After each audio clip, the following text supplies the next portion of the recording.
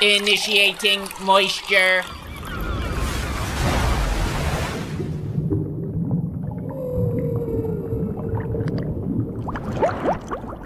Let me go ahead and start this moist meter by confessing a sin. I don't like the Borderlands series. I wasn't a fan of 1 and 2, and I didn't play Tales from the Borderlands, though I caught up on the lore just for this game. That being said, Borderlands 3 is pretty fucking good.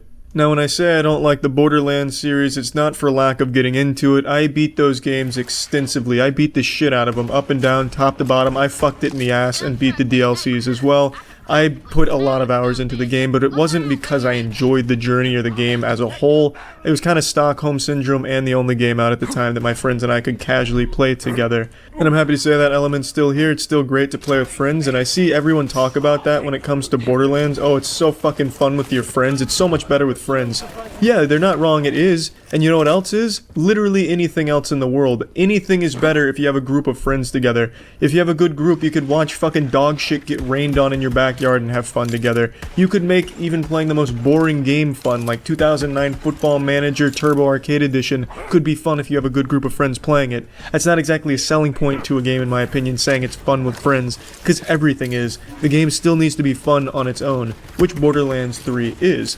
It's a very well-made game, top to bottom. The gunplay is satisfying, rewarding, the build diversity is fun, the gun diversity is nice. I think it's a lot better than previous entries where most of the guns just felt like carbon copies with only arbitrary differences between them. Just super trivial shit where there'll be one extra bullet in this gun and also 1 point difference between this and the model you just dropped for it. Whereas in Borderlands 3, shit at least feels pretty impactful. It feels much different than what you just traded for. That's another thing. You're gonna be swapping weapons out like a fucking madman, like going trick-or-treating here with weapons. You're just gonna be having so much shit come in. You'll be having to get rid of shit to make room for new shit, which is nice. It keeps the experience constantly fresh. I think the abilities are a lot more fun this time around. I found myself enjoying that. And I also think the game's environments are much better designed. I think it's a lot prettier than the previous games, only via artistic choices. The game looks exactly the same as Borderlands 2. If you put these side by side, you would not know they weren't the same game. And that's not exactly a complaint, that's just the aesthetic of the game. It's not going to matter how much graphics evolved because this shit's staying cel shaded and it's gonna look pretty much the same. That's its design choice, and I'm fine with that, because they made some really nice art choices with a lot of the different places you visit. You visit other worlds, you go to a lot of different things that constantly change the tone of your environment, and I think they all work extremely well. I really enjoyed visiting all of the new locations, and I had a lot of fun exploring through them as well. I also think their enemy design this time around, the character design, the new characters, new enemies they introduce, is incredible. Much better than previous games, and it's just a general high point of this game for me. I enjoyed all of the boss fights for the most part, though they weren't mechanically difficult. I at least thought that it was fun enough with how the character looked and how they fought to make it a memorable boss fight. I also really liked Gigamind. I think he was really fucking cool. That being said, these are most of the compliments I have for the game. Everything else is about to be a negative, so go ahead, Gearbox fans, and grab your dick hard, because I'm coming in a little raw with what I'm about to say. The writing is insufferable for me. I cannot stand the humor in the Borderlands series, and this game is no exception. Characters drone on and on and on, and every sentence is supposed to be a zany, wacky joke, but it just almost never works. There's a couple of good lines throughout the game, but obviously there's going to be, when the script is like 70,000 words and it's all jokes, a couple of them are going to land, so it's good that they at least had a couple, but for the most part, this shit is stinkers. The jokes don't work. I really found it super grating, especially characters like Ava. Oh my lord, it was insufferable when you had to just sit through dialogue, and if you're just going to beeline the story, that's going to be a lot of dialogue you're sitting through. That's another complaint. The game feels like it wants to be more fast-paced than it's allowing you to be.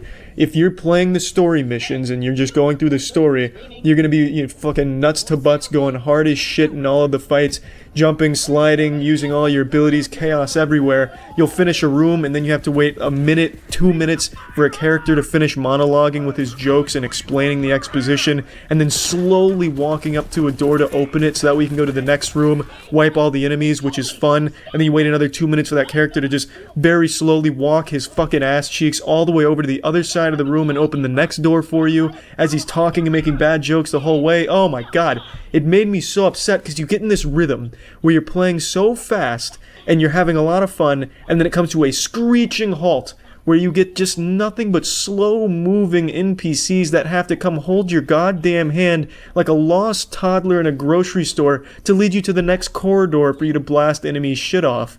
It was frustrating. Now, that problem doesn't exist in most of the side quests that I played through, and I had a lot more fun with the side quests than the main ones. Another thing, the narrative isn't good. The new villains, the twins, they suck. They're bad villains. Most of the characters in the game I think are bad, but that's just because the writing and the humor is so bad. But these villains are another step up. They're just not good at all. And talking about the humor being really more misses than hits, obviously that's subjective. I can see a lot of people, you know, enjoying when they say amazeballs 10 times, but for me, hearing epic amazeballs 10 times makes me want to lay my ears down on a belt sander. It's an assault on the senses with some of these characters and what they say. Like I said, there are a few decent lines and a few decent moments, but overall it just wasn't for me. I get it if you like it, I understand, just totally not for me. And the good thing about the game is you don't need to understand at all what's going on narratively. You can ignore all of the characters and just enjoy the fun gameplay. And the gameplay is, no doubt, very fun when you get to play it the way you want to play it. Driving is still not good. I don't think Borderlands will ever get driving to a state where it's fun to go from point A to point B. Here's no exception. That's still a chore. That's no fun at all.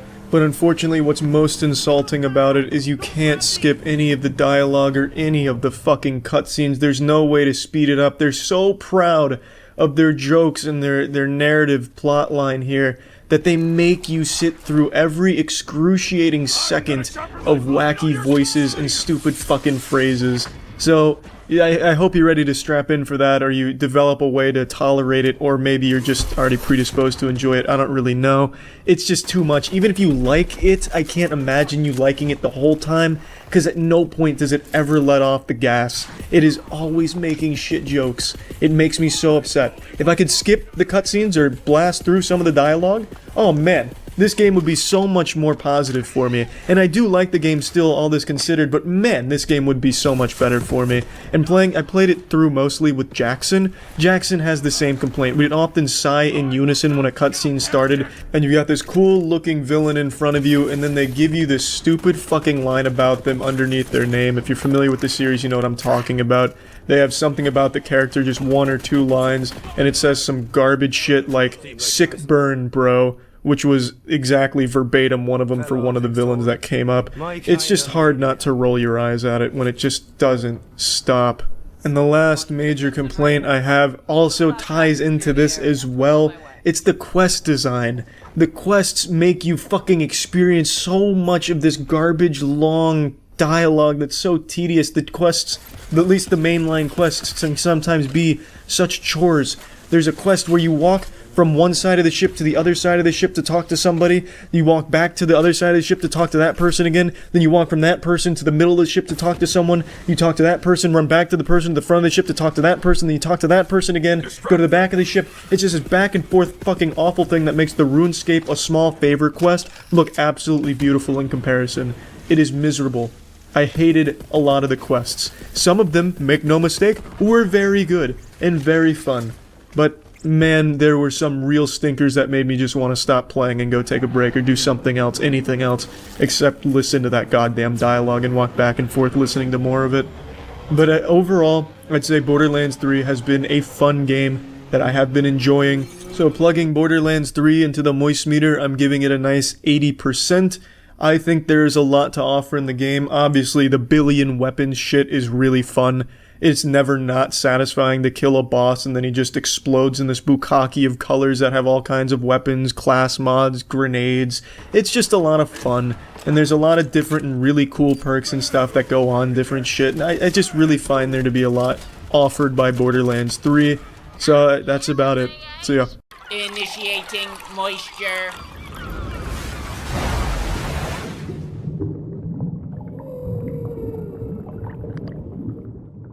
I wasn't expecting much from Crawl, and the interest in this movie is about as low as it can get. There's more interest in getting a fucking ingrown toenail than there is going to see this movie, and that's actually a shame because the movie's pretty damn good. I was really surprised. So the movie's about a girl who goes to get her father during a Category 5 hurricane because she's worried about him. Turns out he's being hunted by alligators in his home. It takes place in Florida, as you would expect with alligators, and it uses our biggest and best feature, the alligator. Finally, it's about time that our superstar gets his time in the limelight. The alligator is what Florida's known for, albeit I think it's kind of blown out of proportion. I personally don't see a whole lot of alligators. I don't battle them. I don't fist fight them going to the store or anything. But I couldn't help but pump my fist in celebration seeing him on the big screen. And I'm really happy to say that the movie is pretty good. I didn't expect anything. Again, I really thought this was just going to be a stinker that I'd forget. But I liked it. It does everything that it wanted to do. It does it well. It does jump scares, but it's not a horror movie. It's more of just like a monster movie, a monster escape movie, survival. And it's really well done. Couldn't feel anything because he was getting the shit gnawed out of him like he got bit 1,000 times by alligators. He was a fucking pincushion for their teeth. Overall, they didn't make the stupidest choices. There's a couple of plot holes, and I feel like there was a couple of ways they could have escaped much earlier on in the movie that they just didn't bother even trying. But that's just, you gotta suspend your disbelief for something like this in that regard. Overall, though, I was really invested in the characters. I didn't think they were the strongest characters, but it was enough to make me root for them and make me want to see them get that fat victory royale against the alligators. It's just a good movie. I wasn't expecting to care about it. I thought it was going to be a shit show, but I enjoyed it. Did a great. Brilliance has allowed me to achieve nirvana. I feel like I now have a higher appreciation for the finer things in art. I feel as if my farts smell better to my nostrils now. Because this game transcends anything you could possibly envision for a video game. This was one of the most tedious chores I've ever taken on in all 25 years of my time as an elite top-tier gamer. Let me get the best things out of the way: the story, the setting, the aesthetic, the writing.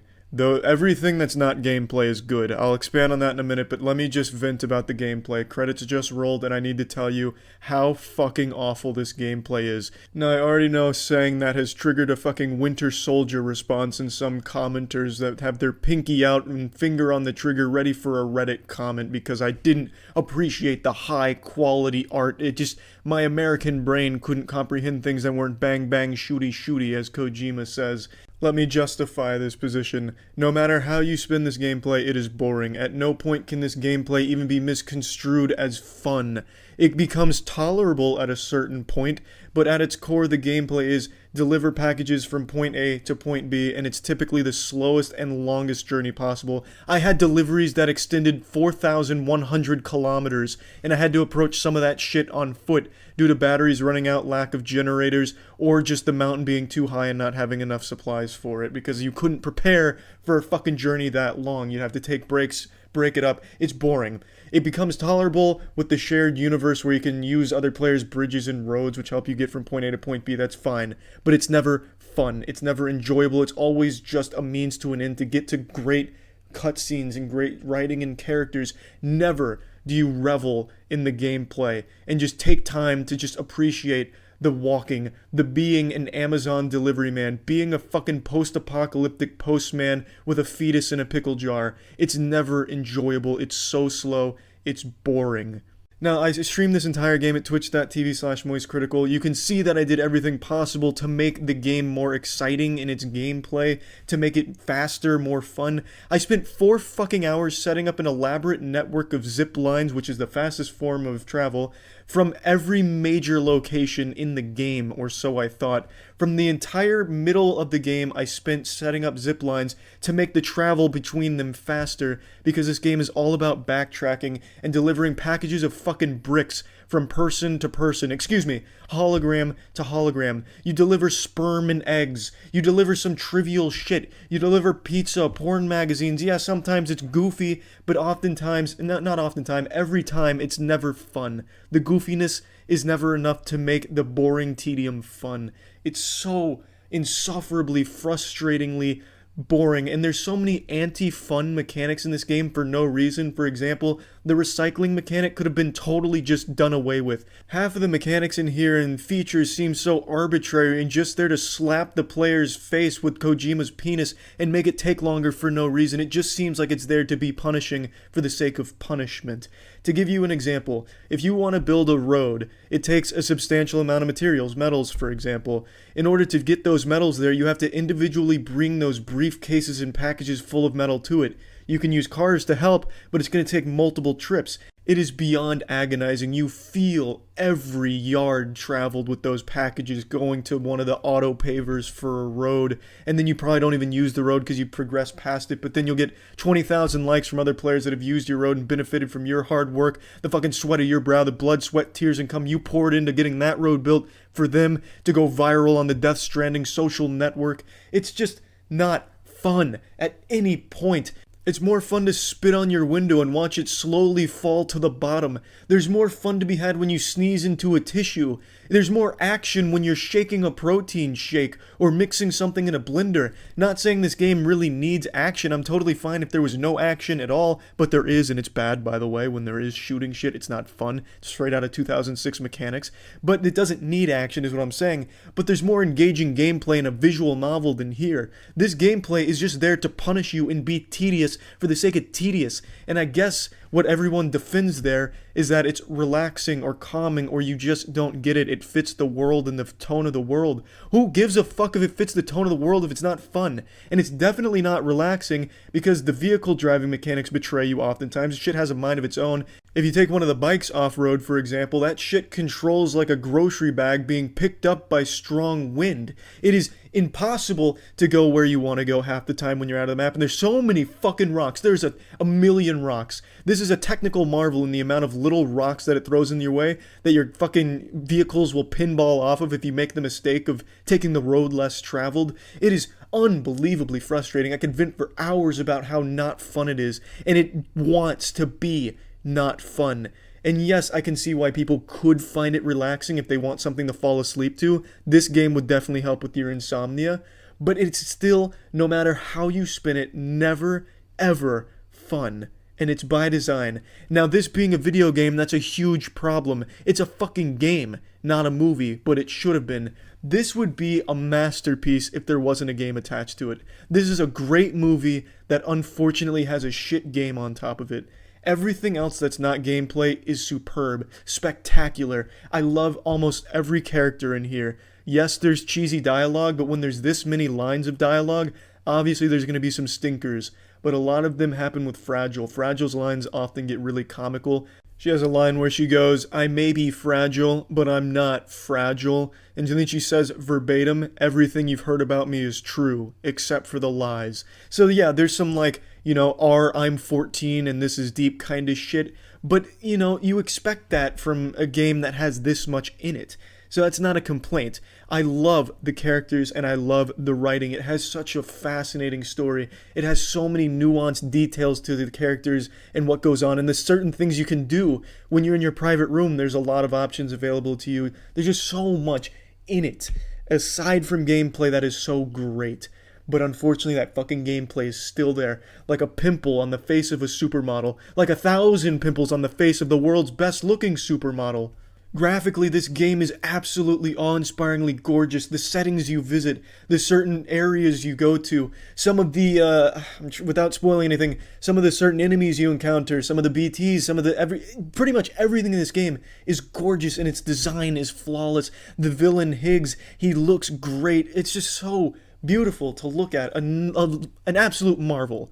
But then there's that gameplay. There's that gameplay that this 20 minutes of great cutscenes, this 20 minutes of interacting with the characters is about to be fucking ruined when I have to go make this delivery because some old bitch over in the middle of nowhere wanted to have this plastic fork delivered to her and I'm the only man for the job.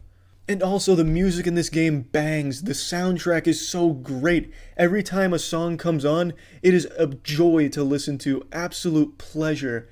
But then there's the gameplay. You hear that song, but you're still playing the game, so now you're conflicted. Shit, I got shit gameplay, but great music. Fuck! If only the gameplay wasn't here, I'd rather just listen to the jukebox. I can't stress enough how miserable the gameplay is. I'm not exaggerating. I was genuinely miserable whenever the gameplay would drag on. I had a mission towards the end of the game in a snowy mountaintop. The entire snowy mountaintop area can suck the dirtiest part of my butthole, by the way. Where the mission was visit one area, go 1,000 kilometers to the left.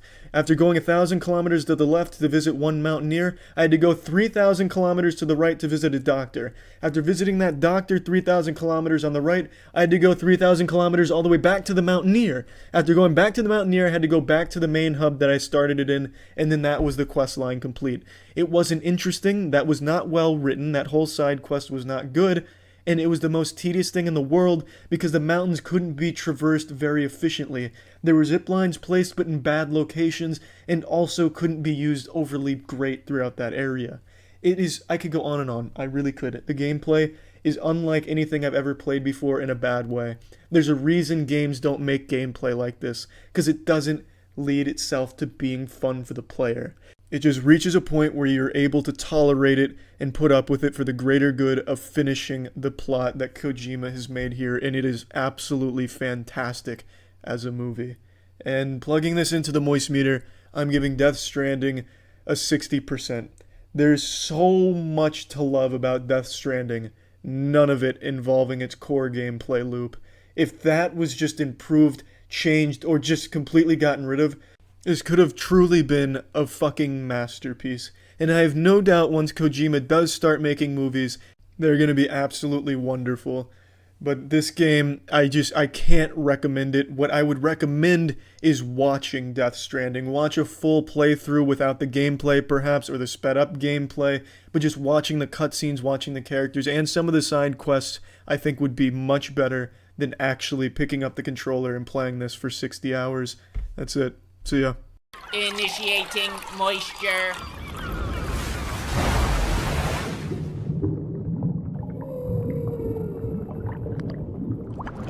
Welcome to the Moist Meter. Today we're looking at an anime that absolutely...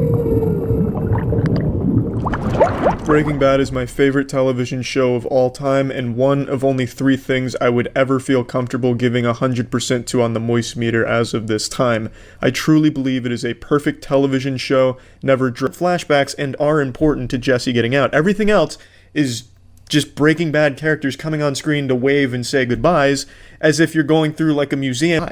You never needed that. Everything wrapped up nicely in Breaking Bad, I feel. Here, it's as if a child wanted to go back and give a little more closure to his favorite story. Well, how would a child do it? Well, I'll bring my favorite characters back to all give high fives and pats on the ass saying good game, and then I'll sign them off with a happy ending. It didn't need to be made. I mean, it's cool that it did because the movie's good. Like, it's a good movie, it's well made, there's some beauty. But when this is a movie that doesn't stand on its own 2 feet by any means, if you haven't seen Breaking Bad, don't see this movie because none of it's going to make sense, because it is genuinely all flashback fan services. If you break this movie down into things that happen in real time and things that happen in flashback, you probably got an even split. An hour or so of flashbacks and an hour or so of real time, and in that real time, it's mainly just going through what you saw in a flashback. It's not a movie on its own 2 feet. This feels like an episode that would have come out right after the finale as an extended cut, directors, here's the VHS that they didn't want me to show you because it's too cute. And then bang, that would have been better. Just like a fucking 30-minute episode, extended epilogue at the end of the series. That would have been totally great. Then you have incredible closures for the people that needed it, wanted it, fine. But here, as a movie 6 years later, I just have to wonder why, besides a money-driven thing, because that's what it feels like. There's nothing here that it offers that really expands upon the universe. It doesn't add anything to any of the characters. It's just disappointing. It's very disappointing. I do love the characters. I love seeing them back in action again. Of course, it's very well directed. It's very well acted. The dialogue's super great, of course. Everything about it is very solid, but as a movie on its own, none of it makes sense because you don't know the Breaking Bad going into it, so you're missing out on pretty much all the lore. As a Breaking Bad fan, can you really be that happy with getting it hammered into you, like slapped across your face? Hey, well, I don't want to leave anything up to your imagination, so here, this is exactly what happens, and here's your favorite characters, so that way you can get a little semi-chub and some tears in your eyes. And then, yeah, it is sad at moments, of course, because it's a very tragic tale, and Jesse Pinkman as a character is a very tragic character. But I don't think this movie closing the book once and for all on Jesse's story is justified in its existence. It's a well-made movie, well-directed, well-acted, great score, but when the credits finally rolled, did it really add anything to the Breaking Bad universe or story or characters? Did it really bring anything of substance?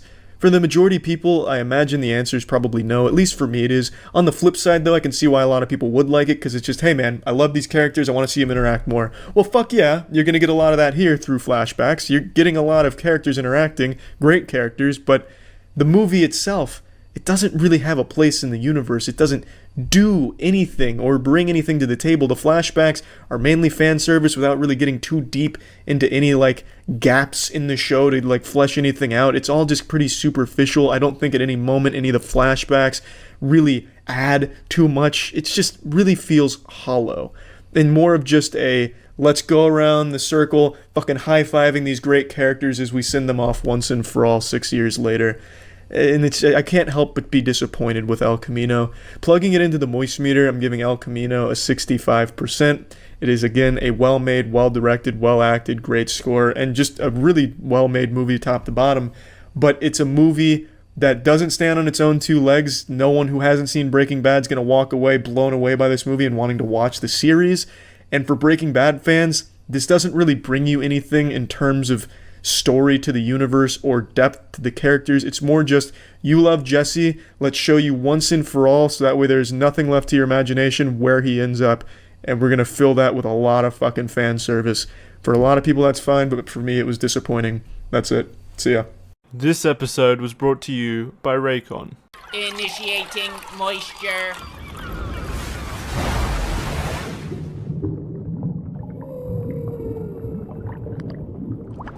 Frozen. Whether or not you've seen it, you've definitely fucking heard it. I promise you that. Let It Go. A song that was everywhere. That song was more popular in America than the fucking Pledge of Allegiance, more well-known than the Bible. Let It Go was a fucking phenomenon. And I'm happy to say in Frozen 2, there's nothing that's going to reach that level, so you won't be absolutely ass-blasted by the same song ad nauseum and everything ever. That's not to say Frozen 2 doesn't have good songs, but it doesn't have nearly as good a songs as the first Frozen. The only two actual shine-through songs in Frozen 2 are Show Yourself and Into the Unknown. Other than that, they're very forgettable musical numbers. Overall, the movie's not bad. By no means could you ever say Frozen 2 is a bad movie. It doesn't come close to the first movie, which I'd only just seen recently for the first time, and it was a good movie. But Frozen 2 doesn't even really come close to that. This does feel like more of a cash grab than an actual project of passion with something to tell you and something to teach you. It's a cute movie. The story is a real grasping at straws. It's about Elsa's power and its origin. It's a movie that doesn't even have an antagonist. It doesn't have a villain. Without spoiling anything, characters get separated. Characters end up in a very bad situation, a real fucking bad pickle. And it seems like it's going to be a really important moment where a lot of bad things are going to happen as a result, and there's this big obstacle they have to overcome that's going to have a lot of consequences. And for about 5 minutes of the movie, that's the case, until it is all peacefully resolved almost immediately after coming onto the screen. It's really underwhelming, because what's supposed to be and what seems to be a moment that's going to have a lot of build-up until it's solved is solved almost fucking instantly. It's just it's a very low-stakes kind of movie, which isn't necessarily bad in and of itself, but when the movie's talking about how high the stakes are, the elements are at odds and fighting, but then when you see the elements, they're just kind of minor inconveniences, and it's just, I don't know, underwhelming, for lack of a better term, especially when you have the scope of Elsa's powers and the extent of what she gets to use it for is just walking across water. It's a far cry from what you saw in the first movie. And there's some decisions, mainly towards the end of this movie, that I just can't believe made it to the final cut. This movie feels like it's missing 40-some minutes of actual content. Without spoiling anything to tell you what I mean, there is a scene where characters are separated, characters make choices that should have massive consequences, and for all of 5 minutes they do before it's just resolved peacefully. And nothing has really changed as a result of making these incredibly impulsive and without thinking type decisions that should have had dire consequences, but didn't because they didn't feel like making more of the movie. And I think that's kind of what this movie's about. They wanted to make a movie that is passable for Frozen, but not great, and that's what it comes across as. Of course, the animation is beautiful, breathtaking at moments. There's beautiful scenes, especially during the Show Yourself musical number. All the things they show you look great, sound great. Of course, you're getting that with Disney animation. You already knew that was coming. But what it's missing is a soul. And to a kid, that's not going to matter. I get that. This movie is 100% geared towards children. If you're an adult fan of Frozen, you're probably not going to find a whole lot to like about this movie in comparison to the first. You'll probably end up a little disappointed unless you're really just a huge fan of the music and don't really care about much else, except the visuals, because the visuals are even better in this movie than the first one for sure. But, you know, if you're going there expecting something like Frozen 1 had, you're not going to find it. They just came up with something that is good enough, not really anything great, which is kind of a shame, but to be expected. You know, hate him or love him, Olaf's in the movie. Kristoff has been reduced to just kind of being like a comedic relief presence occasionally. He doesn't really do anything at all. He's just kind of there. Then he has like, I bet if you put the script, if you like printed out the script, you'd find maybe 15 lines from Kristoff across the entire movie.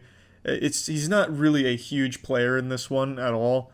But that doesn't really matter that much either, because again, the focal point is on the relationship between Elsa and Anna and their little personal adventure into Elsa's origins. But anyway, plugging this in the Moist Meter, Frozen 2's, it's a 70%. It is a good movie, but it really is just a soulless one. I don't have a massive problem with it because, again, to a kid, that's not going to matter. And I myself was not the hugest fan of Frozen when I saw it recently. I get for its time it was probably lightning in a bottle, some shit like no one expected to be as good as it was. But for me, going into seeing it so many years later, I found it to just be ordinary, decent, good, not incredible or great. And this movie isn't even up to that level in my opinion. Not a bad movie though. A couple weeks ago I first mentioned how I upgraded to Raycon over the wired earphones for when I go to the gym, and while my physique may not indicate that I'm some type of meaty monster muscle man, I do go to the gym about 5 times a week, so these fucking Raycons are getting a workout as well. And I was just very concerned over my own personal safety with the wired earphones because these wires are exposed like a motherfucker and I don't want to get electrocuted at the gym during a rep. Also, they were just really inconvenient doing a rep and sometimes catching the wire and ripping that shit out of my ear. Overall, just significantly better than the wired earphones that I'm used to. They're much more comfortable. They sound better. They sound just as good as the other premium audio brands. Raycon's also less expensive than the other premium audio brands. So click the link in the description below and you can find a great deal on Raycon. They have their Black Friday deals coming up and I highly recommend them, so click the link below if you're interested. Initiating moisture.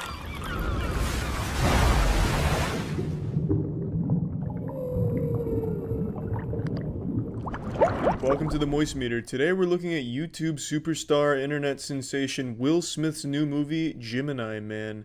Gemini Man is about Will Smith versus Will Smith. And honestly, I don't know why people are shitting on it as hard as they are. The movie's fine. I mean, there's a lot wrong with it, obviously, but if you're coming in here looking for a silly action movie, god damn it, you're getting the silliest fucking action movie you can find these days. It's unapologetically silly action, and I fucking love it. Apparently the script for this movie's over 20 years old, and you feel every goddamn year on that number. Because this feels like something 20 years ago, and that's a good thing to me. I'm totally fine with a movie like this existing. I'll get the negatives out of the way. The CG de-aging they used on Will Smith is fucking uncanny valley sometimes, especially at the end of the movie. It's not bad by any means, but it looks kind of amateurishly deep-faked at points, and other times just downright weird. Like, almost, like, scary. It just, I don't know, sometimes I feel like the render might have gone wrong or something. The technology was kind of fucking up, mixing up ones and zeros, and all of a sudden you got Will Smith's face looking like fucking Will Arnett sometimes. I don't know, shit just got wacky at certain shots and certain angles they took. And that's just kind of the same vibe throughout the whole movie. There's something really weird with the physics in this movie. When there's an action scene, it feels like two feathers fighting or two action figures. There's no impact. You never feel like a sense of, damn, that must have hurt. That was a big punch. It's always like two balloons hitting each other. And there's nothing wrong with that because the action is like super comic-y, like really over-the-top shit. There's a fucking motorbike fight scene where it's like literal motorcycle kung fu. he is using a motorcycle as if it's a pair of nunchucks. It's really cool. But anytime he gets hit by that motorcycle, when Will Smith hits Will Smith with that motorcycle, it's as if he just got hit by a foam bat. It never feels like it does any damage. I mean, at one point, Will Smith V2 gets shot by Will Smith V1, and Will Smith V2 has no injury from it. So even the bullets aren't packing a punch in the movie. But that stuff aside, shit's super entertaining. There was motorcycle kung fu, for God's sakes. They're using Wing Chun with a motorcycle. How is that not enjoyable? That shit is super silly fun, and I love that. There's nothing memorable about the movie. The script itself, it's kind of dog shit. The dialogue, it's not great by any means, but it doesn't fucking need to be when you have cool action scenes for no reason. That being said, there's not like a whole ton of action scenes. This isn't like exploding with just full throttle over the top testosterone, adrenaline pumping action or anything. But when you do get action, it's super satisfying. But again, the physics it's weird. It's like an old tech demo. I saw this movie in HFVR DVD. I don't know. I don't fucking remember. I think it's high frame rate rectums, HFV maybe. I don't remember. Some new thing they're doing with 60 FPS and 3D. I did that. I've never done it before. And I swear to God, I didn't notice a single difference. Not only did it not feel 3D, but it didn't feel like 60 frames per second either. It just felt totally fucking normal. Also, I could take the glasses off sometimes and it looked the same as if I had them on. So I don't know what the fuck's going on with 3D these days. I don't see movies in them, but I guess they just got rid of 3D and just only use it as like a bad marketing tool. I'm not sure, but that's just probably worth noting. But again, yeah, the physics just seemed like an old tech demo for something out of the PS2 era at times, which is fine, because old tech demos for PS2 were pretty fucking cool. So I don't know why everyone's shitting on it so hard. I don't know why they'd go into a movie like Gemini Man expecting something to be like a really profound action movie with some kind of incredible story to tell or something really, memorable or profound about it. There's none of that here. You're not going to find that here. But Will Smith versus Will Smith. Will Smith is a good actor. Will Smith's a fun actor. He's got some good lines in here sometimes in between some shit dialogue. Got some real good action in here sometimes in between a shit story. I enjoyed it. There's some useless characters for sure. There's like this Russian character they bring in who only exists to be in like a bathhouse, almost naked, to just say a couple lines and then waddle away on his sandals with bad posture. He's never touched on again in the rest of the movie. I don't know what purpose he served. Maybe it was just like the director owing a friend a favor, so he tossed him in there. I'm really not sure about that whole entire arc. But that's there. Doesn't need to be, but it's there, and I don't mind it because fuck it, it's still kind of enjoyably goofy.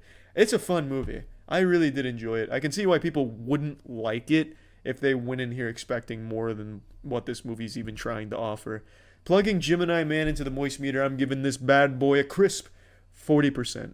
I enjoyed it. I think it's worth seeing if you're just looking for a little movie to shove some popcorn in your face to. Just chill, watch some cool action, look at some weird physics and, yeah, I guess high frame rate maybe if you see HFR VR or whatever it is. I didn't notice a difference, but maybe I'm just a fucking idiot. I had fun. That's it. So yeah. Initiating moisture.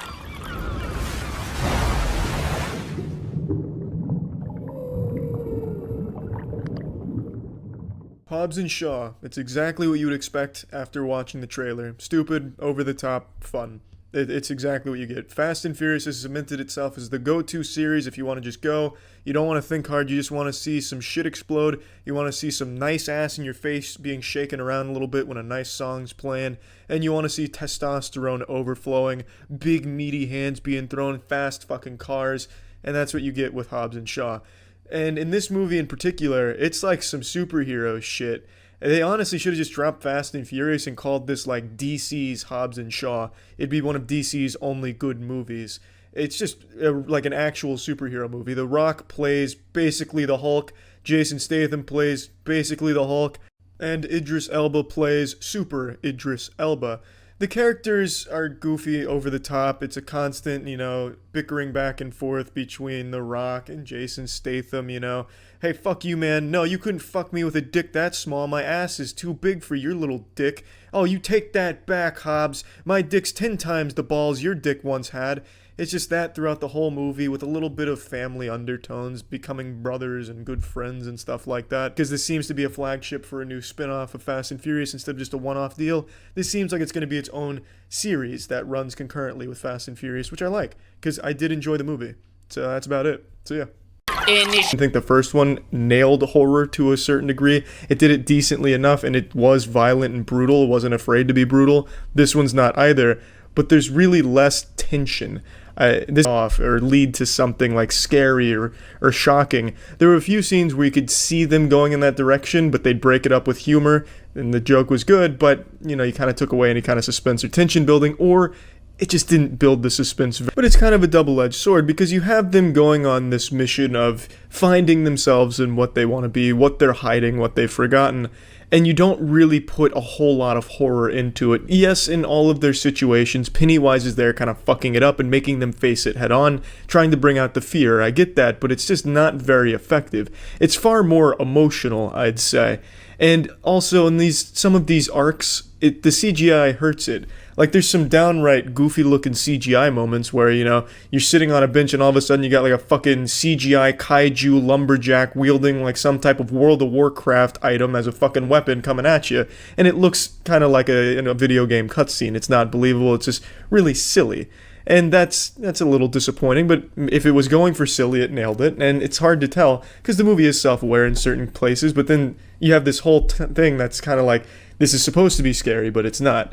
And that comes out pretty hard at the end, which I'll talk about in a minute. I'll get into spoilers just to kind of make my point, and I'll let you know well before I get into there, but I'd really like to get that out. Another thing I really appreciated about the movie is that it wasn't afraid to shy away from being brutal again, like the first one. I always appreciate that, because in a lot of modern horror movies, even if they are R-rated, their idea of being brutal is, here's some severed arms and here's some severed legs. They don't really show how it gets to that point or what goes on. It shows you all of that shit, and I guess I can appreciate that to a certain degree, just because most modern horror movies are so pussified, just very pussied. They're just not, they don't have any bite to them. At least I think in its deaths and brutal shit, it goes kind of hard in that department. And I really just don't have a whole lot of negative things to say about this. The comedy landed when there was elements to try and make you creeped out. It sometimes worked, though it never really felt earned with enough tension built up for it. But it was always fun to see.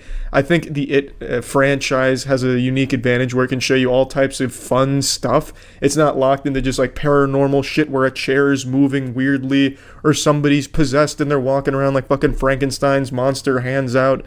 It shows you a lot of cool shit. You have a clown just fucking with you and showing you some really cool shit, and I really enjoyed that, even if it wasn't all that scary. Now, at the end of the movie, now I am going to get into spoilers, just a few spoilers, forewarning if you want to avoid that. The end of the movie gets downright very silly to me. I think the CGI with Pennywise the spider doesn't really work all that well. It looks like some low-budget Dead Space shit to me. I didn't think that was very intimidating, and I really don't like that trope of, you know, he's been omniscient this whole time, and now all of a sudden characters can kind of sneak around to the side of him while he's distracted slapping at a wall. Yeah, this entire movie, he knows everything going on everywhere about every single one of these characters. Now, when they infiltrate his lair at the very end, he has no idea where they're going or what's going on. That makes no sense. That's when he should be strongest, right? And if he can't, like, read their minds like he has been able to, all he had to do was, like, out of his fucking peripherals, he would have seen people sneaking around to his right and maybe acted sooner and stopped them in their tracks. It's just a horror movie trope, I suppose. And I also thought when they defeat him, it looked extremely easy, and it's something he should have expected, because it's kind of what they fucking did in the first one already. They basically just defeat him by insulting him. Hey, your dick's small. You're just a clown. You're just a small clown. You're a clown, you're a clown, you're a clown. He starts shrinking and shrinking. Oh no, you're hurting my feelings. I'm big, no. And then they crush his heart, and that's the end of it. It's underwhelming. And I know that's how, I understand it follows the book a bit. I didn't read the book, but I understand that this shit happens in the book as well. So I get it, but, you know, as when they were younger, you can excuse it because it's kids doing it. You know, it's very different when you have 40-year-old men and women doing it. Like, you're a clown, you're small, fuck your stupid dumb stuff, and he's shrinking. It's just a little goofier, and it really wasn't that threatening at the end, in my opinion, especially after, you know, you have 2 movies to build up a final showdown, and you get it like that, where it just ends up a roast, really shitty roast. Just kind of underwhelming. That's my only, like, actual huge complaint, just because I felt that was just not very good. But putting that aside, let's plug It Chapter 2 into the Moist Meter. I'm giving It Chapter 2 a nice 80%. I think it is a very enjoyable movie with a lot to offer anyone. It has a very long runtime, but I think it's warranted. I think there's enough substance in the movie. I think nothing really feels overly rushed, and I just really enjoyed it start to finish. A very solid horror flick that's surprisingly humorous. That's about it. See ya. Initiating moisture.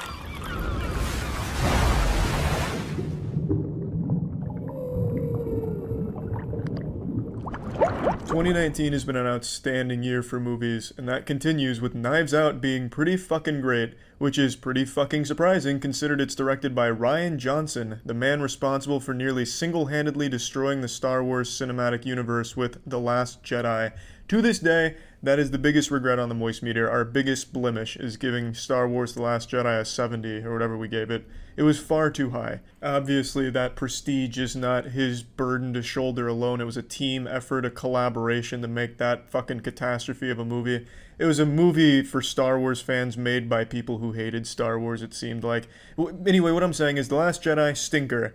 Knives Out, banger. This movie is a great murder mystery, whodunit, and neither one of those genres really do it any favors, doesn't do it any justice, because it's more than that. It's a very strong character piece.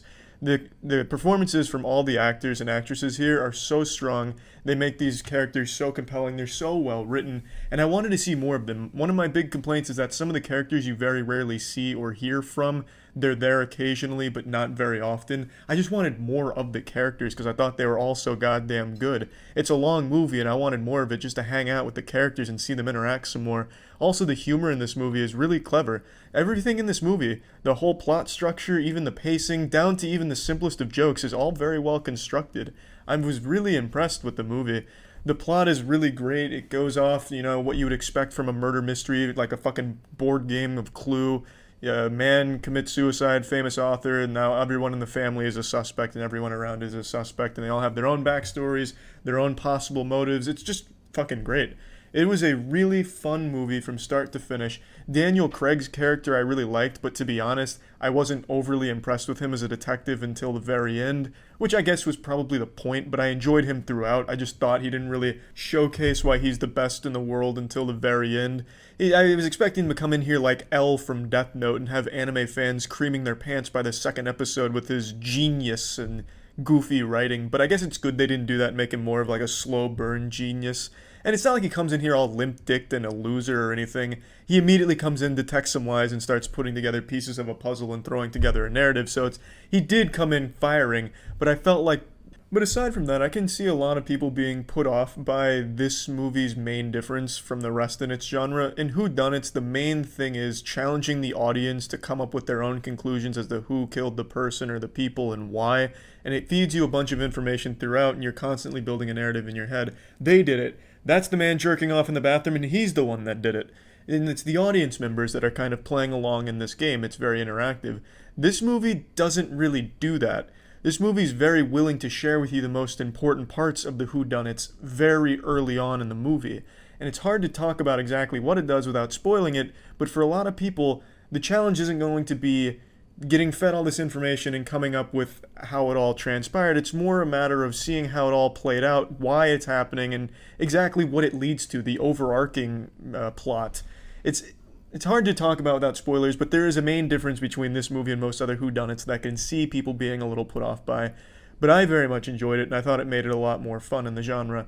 Plugging this into the Moist Meter, I'm giving Knives Out a fat 90%. I think it's a great movie start to finish. I enjoyed it, and I'd recommend it. And that's it. See ya. Initiating moisture.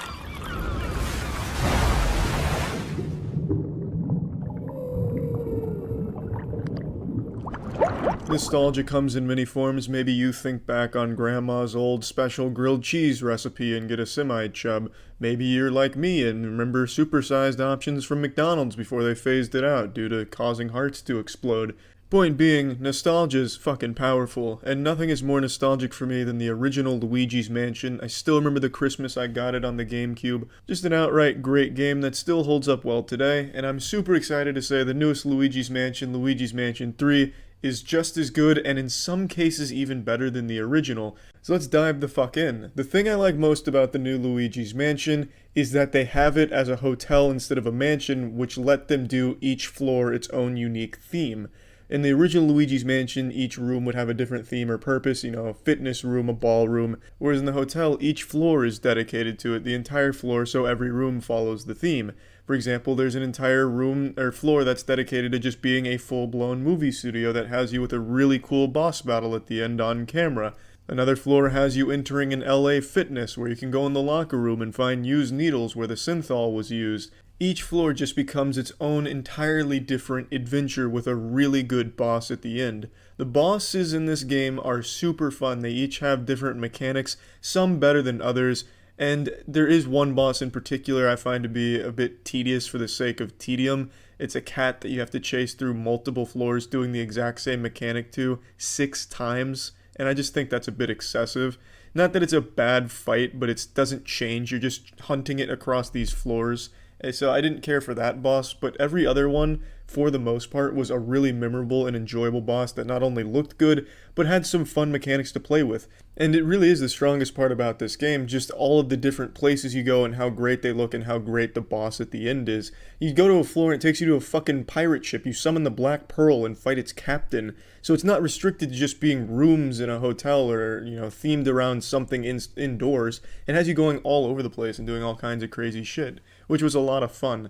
Now I'm going to get to a complaint now because some of the boss fights were made hard, not because they were a hard boss, but because the controls betray you. The controls have a mind of their own and they're constantly trying to fight you for their independence. When you're trying to aim something like the plunger is something where you can fire it sticks to a surface, you suck it up and you pull something off. When you're trying to aim that plunger, the controls just don't really work.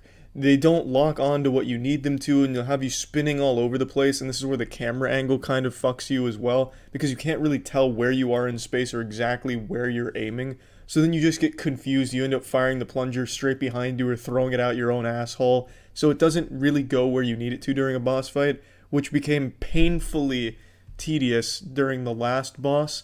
The last boss has you firing bombs into a mouth, and you can't find the mouth half the times because it won't lock on, so be fucking firing bombs like you're doing it with your goddamn eyes closed, because for some reason, it won't target properly. Now luckily it's made a little easier by being able to use the bumpers for the things that you'll need to aim, but even then it's still not great because when you spin around it does it so violently and you can never really quite tell where you're looking, that it ends up still just being very wonky and just not great. There's also an entire level where you're in a water raft, and the water raft controls are abominable. Has you spinning around like you're drunk on a fucking Ferris wheel. It's just confusing sometimes with how the controls work, but it's not the biggest issue in the world, it's just something that becomes frustrating during certain parts of the game. But that aside, those are my only real complaints with just the occasionally frustrating controls with a camera paired with a camera angle that doesn't really do you any favors with figuring out where you are in space. Other than that, the game's fucking great. The majority of the game will have you solving puzzles, which are actually pretty cleverly designed. They're not just surface level baby shit. Has you thinking like a real strong scholarly man. And there's a lot of things you can find, some rare jewels hidden throughout the world. And you have a lot of different things to tackle these puzzles with, so you'll be using a lot of them between the plunger, the dark light, and Gooigi. Gooigi's this sidekick that you fart out. He's basically just a cum clone of you. So then you control 2 Luigis. Gooigi can squeeze through gates and holes and shit like that. So there's just a lot of different ways of approaching these puzzles and a lot of things that you'll have to be thinking about when attacking them. It's a really fun game. And it just feels great to be back in the saddle again with the old Dyson in hand sucking on some ghosts. And the game's also not super short or anything. It took me just under 10 hours to beat it, and that was without going through and finding most of the things hidden in the world. And it does have an online mode, but I didn't find it to be that enjoyable. The online mode basically just has you and some teammates going through rooms, clearing them of random ghost mobs. I didn't find it to be all that enjoyable from the couple of games I played, but it is an option if you just can't get enough of sucking up the ghosts. So plugging Luigi's Mansion 3 into the moist meter, I'm giving it a nice 90%. I think if you own a Switch, this game is a must-have. It's a lot of fun, a really, really cute and exciting adventure, and I just really fucking loved it. That's it. So yeah. Initiating moisture.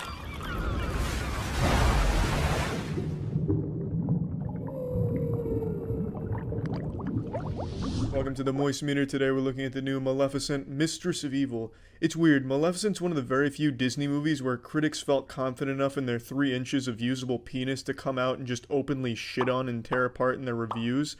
And that's very uncommon and uncharacteristic of these pathetic worms, because usually they'll suck the ass of anything Disney related. They're usually not overly harsh on Disney movies, but for some reason Maleficent was where they finally rallied their flags and started shitting on it openly. And now for Mistress of Evil, they're doing the same thing and openly shitting on it, just being super hard on the movie, which, I mean, it'd be great if it made sense, but to me it doesn't. Maleficent's not exactly the Disney movie that I think's deserving of this kind of bukkake session. It's not bad. The first one I enjoyed quite a bit, and the second one I enjoyed even more so. Well, not even more so, but just as much, for a different reason.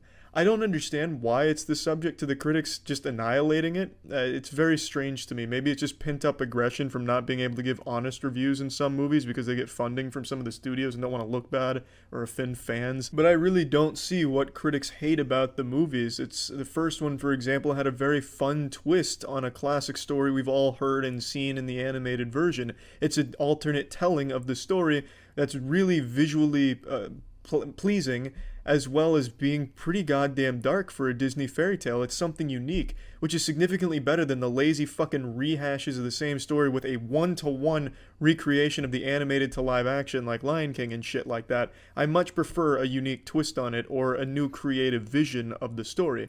Mistress of Evil admittedly isn't as good as the first one in the department of telling you a unique story to the universe. This one doesn't really have the same type of emotional levels that the first one did, nor does it really try to. The emphasis on this one is more about fear and war, which is very unique to a fucking Disney classic fairy tale, and I like that. By the time the credits roll in this movie, fucking 10,000 humans and 10,000 fairies have all perished brutally. I'm talking straight murder. The fairies get vaporized like they'd been caught in an atomic bomb testing facility. It goes pretty goddamn hard for a PG Disney fairy tale movie. Now, one complaint I have is Maleficent herself, Angelina Jolie, really isn't a big part of this movie. She's very rarely on screen in this movie. She's like Godzilla in the Godzilla movies, where he's barely ever on screen. It's just kind of a letdown, because I think she's a great Maleficent. I think she fucking kills it. So to really not have her as a very big presence in the movie, I think, is a bit of a misstep, but it's still fun. It's still well made. The story, admittedly, isn't the most complex or the most surprising with its twists and turns or anything, but it's unique enough to the universe that I still very much enjoyed it. I don't have a whole lot of complaints about this movie. All I have is nice things to say about it, because I enjoyed it. I felt like I was watching more than just a passionless retelling of something we've seen already 1,000 times that Disney for some reason just keeps fucking whipping with the whip over there with Mickey Mouse and forcing it to dance on screen for more money from China and from, you know, the coming of age people that haven't seen the animated versions. So to see something that has a different twist and does try and be unique in an already existing IP is something I'll always respect. I think both Maleficent movies do a good job of that. I don't think anyone's going to be bored with them because they move along pretty fast and they are kind of hardcore. They do kill characters, which I don't see a whole lot of in movies for kids these days. I mean, I understand it's a kids movie. You're not going there expecting blood, tits, and rock and roll flying around. But to actually kill off important characters and to kill them off in the way that Maleficent does, it's pretty rare to see. So I like what they've done with the Maleficent 1 and 2. Maleficent 2 I think is a bit weaker than the first one, but it is still just as visually pleasing, probably more so, especially when it comes time to the battle and the war. It's a really nice spectacle of this red mist that's just vaporizing the fairies, as well as some combat between them. Then there's some like really anime moments, you know, arms go out and then all of a sudden spells are flying out of her hands. I half expected to hear the Evangelion theme song to come on half the time during the fight. Before I forget, there's one thing I want to mention. There's like 5 or 6 times you think the movie's just about to wrap itself up, like you would just hit the climax and now we're about to come down towards the resolution, and then it doesn't. It keeps going, which isn't necessarily a huge complaint, but it's really odd that they'd have like these really hardcore emotional moments that you think are about to just be like the deciding end of where this is going, and then it keeps going. I don't know, it kind of threw me off a couple times. Not that it's that big of a deal, but it's just something to make note of. They really wanted to, you know, tease you over there with that little foreplay, that little hint that it's coming. Oh, kidding, it's not coming yet. We've still got the stamina.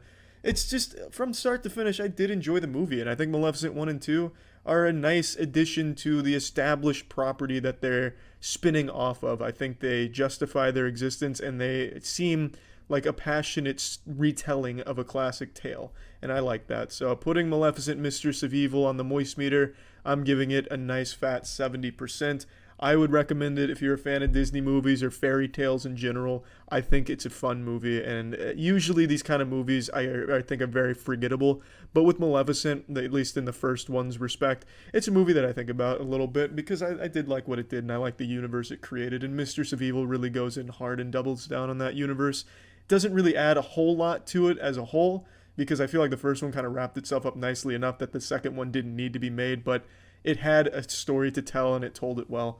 And I enjoyed it. That's it. So yeah. Initiating moisture.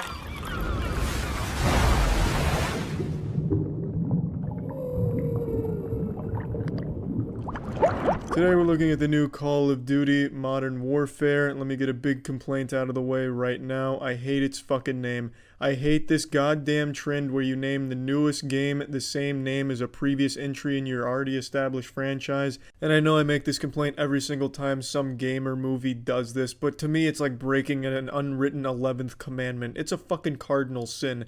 I know I talked about it with God of War, the new one, Star Wars Battlefront 1 and 2. I hate this shit.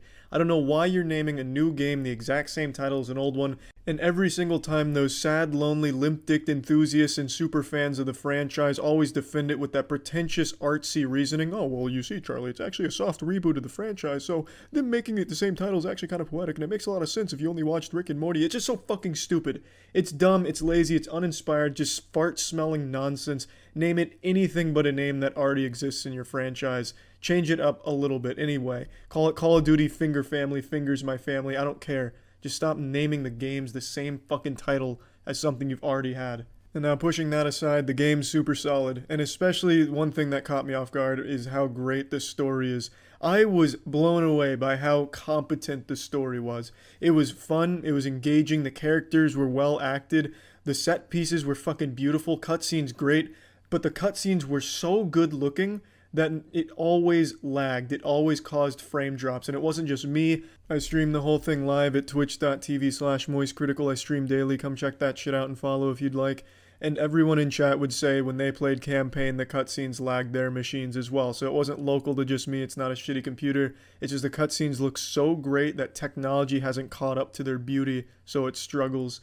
And one thing I need to point out is how short the campaign is. I played through on Recruit because I'm not playing Call of Duty to get like a fucking challenging experience that I'm going to remember, like some kind of profound uphill battle that I come out on top of with a sense of pride and accomplishment. I was just playing it for some fun, and I was there to laugh at the story because I thought it'd be bad, but I ended up really liking it and the characters. But it's super short. So on Recruit difficulty, I was able to blast through the campaign in just under 4 hours, and that was with taking breaks and kind of just fucking around with the game itself. So it is a short game, but it does tell a good story in that time, and it's well made, well rounded, and the missions are really, really cool. Not all of them. There's a couple really stinky ones where it's just defend this point for X amount of minutes from X amount of waves, and I hate that shit, just point defense for X amount. But when it's not doing that and you throw on the night vision goggles, busting down doors, making split-second decisions on whether you shoot the person or not, are they a bad person or not, it's just really fun and engaging, and I was really impressed with the story.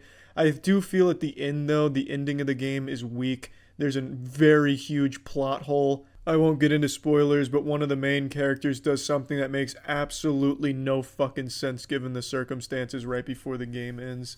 But aside from that, the campaign being good, how is the multiplayer? Because that's what most people play Call of Duty for. The multiplayer is great in terms of its gunplay. The gunplay is so fun. It's nice and fast, very responsive. The guns feel nice. There's a lot of customization options. It's pretty fucking deep in that realm, and it is just always fun to run and gun someone down. But it is held back substantially by some of the worst map design I have ever seen in a video game.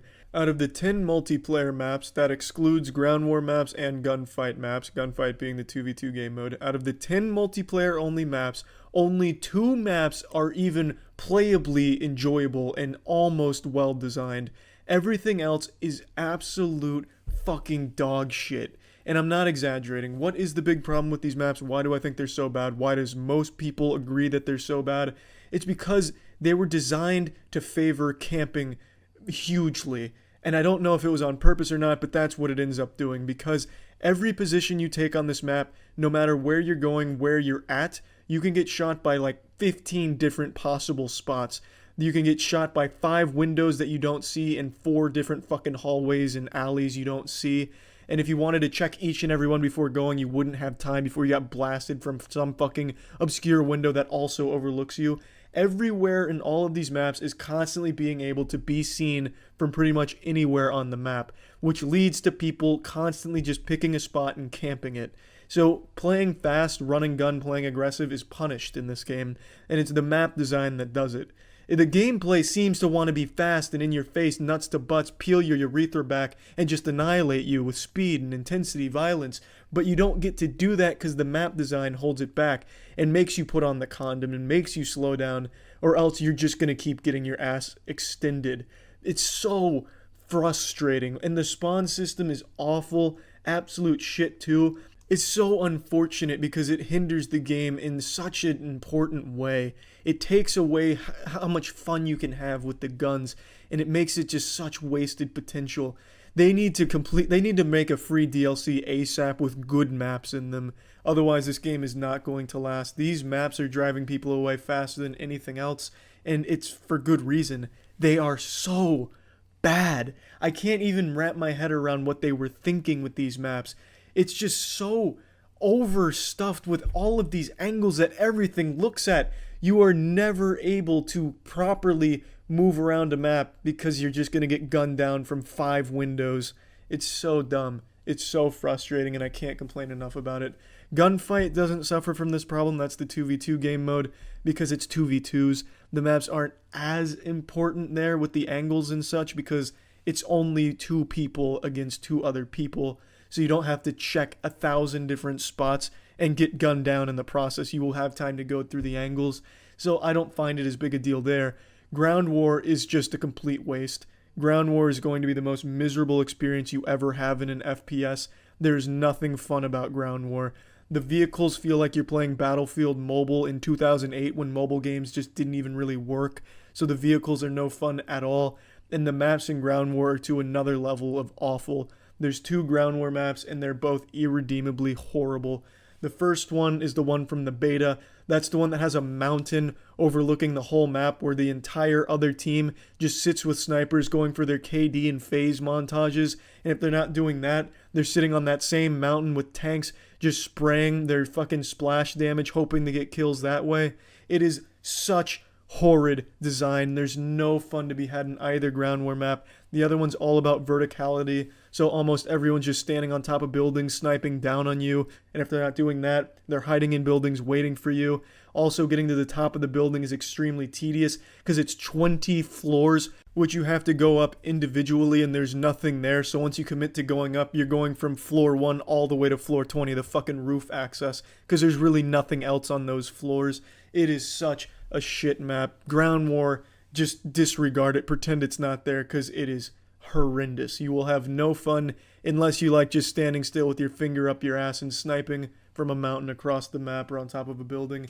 That's not really my playstyle. I prefer aggressive and, really just a fast-paced playstyle, which this game really punishes super hard. So you have to adapt and be more campy and slow and cautious, which is a shame. This game had so much potential with this incredible gunplay, but their maps are so bad. I can't stress it enough. They're absolutely horrible. Plugging this into the moist meter, I'm giving Call of Duty Modern Warfare a 70%. Strong campaign and extremely strong gunplay, but the maps just bring this down from a great game to only a good game. And in fact, I'm going to change my mind because it's 70's even still too high for how miserable the multiplayer gets on these maps. I'm dropping it to a 65. It is so frustrating. You can go 30-0 in this game, get a nuke, and still had no fun because you were just camping for it and you didn't enjoy it. I've had many times where I'm going fucking 45-5, and by the end of it, I just want to be done because it was no fun at all. It's just a shame that these maps make such a huge impact on how good the game is. They bring it down so far. That's it. See ya.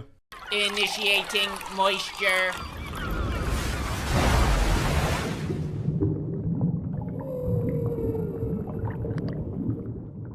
I think it's important to separate art from the artist, and in the case of Once Upon a Time in Hollywood, I had to make this necessary distinction between the two because I do not like Quentin Tarantino. Not that I don't like his work, I think he's just a fucking psychopath.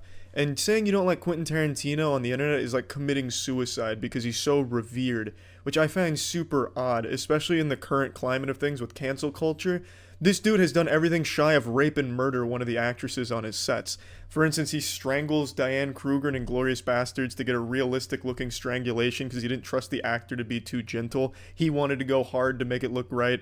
He strangled Uma Thurman in Kill Bill. He spit on her. And also he nearly killed her, just outright murdered her by making her drive a car with no airbags, no seatbelt, some decrepit headrest literally held together by duct tape and goodwill. Had her drive it down this fucking stunt course like Evel Knievel, and she got into a really bad accident that she still suffers from. The dude's a maniac. So I don't like Quentin Tarantino. His work, different story. But Once Upon a Time in Hollywood, I had to set that aside and look at this objectively. And to be honest, the movie's still not even great. It's definitely one of his weaker movies. It's not an overall horrible or shitty movie by any means, but it's a movie that is entirely carried by its cast. It has a really stacked cast, and they're the only good thing in this movie. This movie is devoid of a plot. You will not find a narrative in this movie. It is not structured that way. You'll find a theme, which is about coping with changing times, you being less useful in society, you coming to terms with it. It's about the struggle of accepting that fate, and that's really just about it. Everything else is kind of just characters talking to each other. There's no overarching plot. There's nothing that drives the characters. There's really just not a whole lot here in terms of substance. That being said, there's a lot of cool shit in the movie too. I like the way a lot of the scenes are shot. I like the set design. It really does feel like you're watching an old movie. This doesn't feel like a modern movie in even the slightest bit. I really, really like when they got into like an actual old western because the movie takes place basically around this character whose bread and butter was old westerns, and he got a new role and they're filming it, and you're getting to watch this old western being filmed while you're watching the film from the outside. So you get to see them saying like cut and shit in the scene, and then it goes right back to the movie. So you're watching like a movie within a movie. It's very nicely done, and I enjoyed that. Brad Pitt, I think, was phenomenal in this movie. But overall, the entire first 2.5 hours of this movie, because it's nearly a 3-hour movie, is just uninteresting, boring. It's just not enjoyable. You'll have things that seem like they're going somewhere. For example, tension will start building up on a ranch.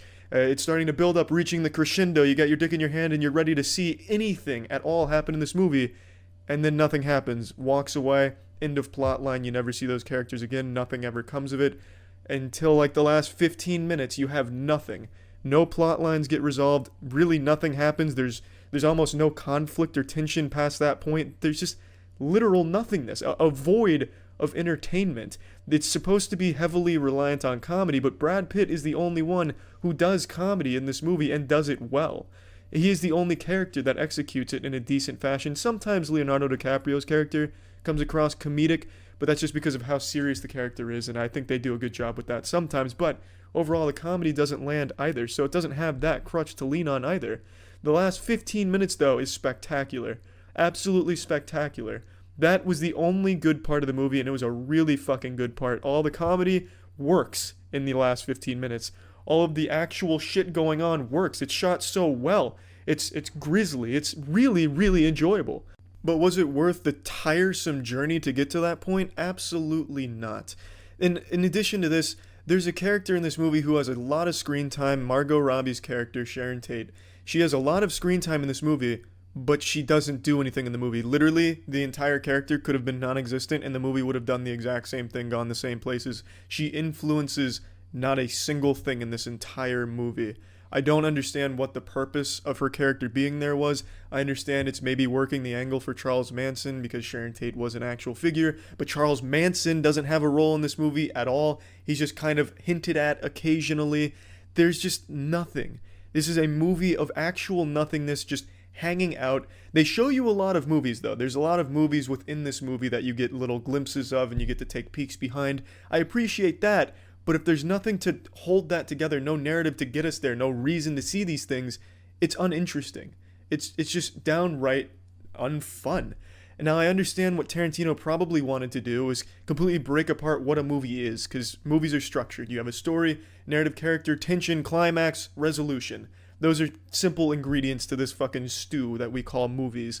And there's a reason those ingredients are there, because that leads to a satisfying experience. You can play with these ingredients in all types of different ways. And I think it's unlimited, the possibilities you can do with those things. But to just get rid of all of those things and make a movie where it's nothing but inside jokes, if you work in Hollywood, I guess, and sometimes, occasionally, something happening, it doesn't work. Because most people aren't in the movie-making business. They don't understand the inside jokes you're making.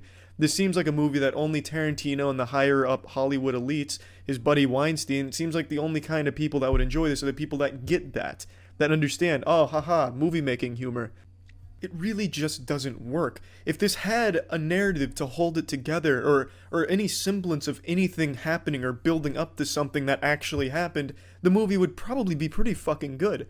Because, like I said, there's a lot of elements in this that do work well when they're showing you a movie within a movie. It's just so well acted, too. I can't stress that enough. I fucking love Leonardo DiCaprio's character, Rick Dalton, and I also love Brad Pitt's character.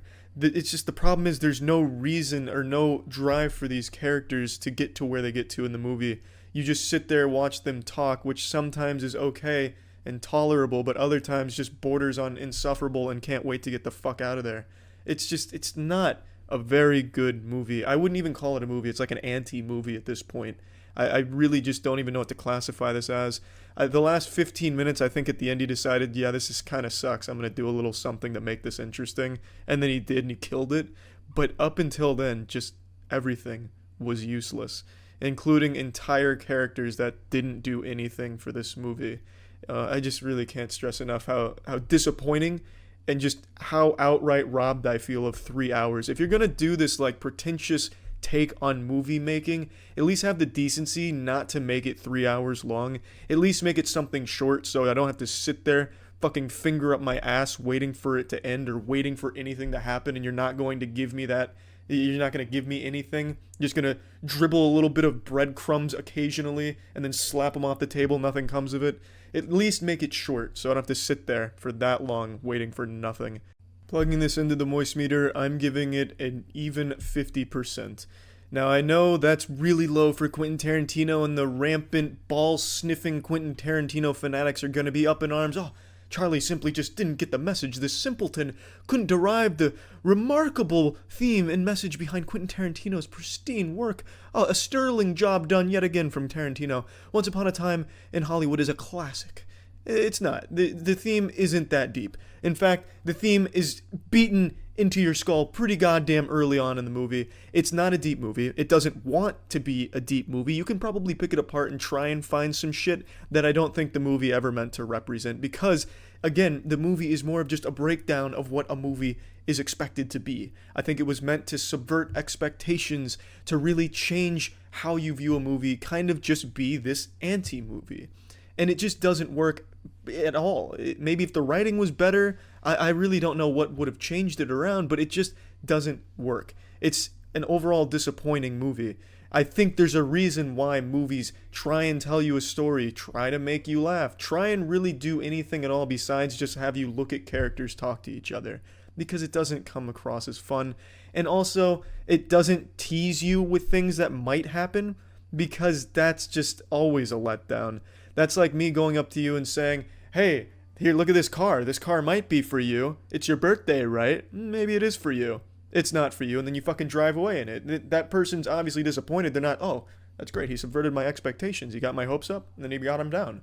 Solid work. No one's going to celebrate like that, because you go to a movie to experience something, to feel something, to be entertained.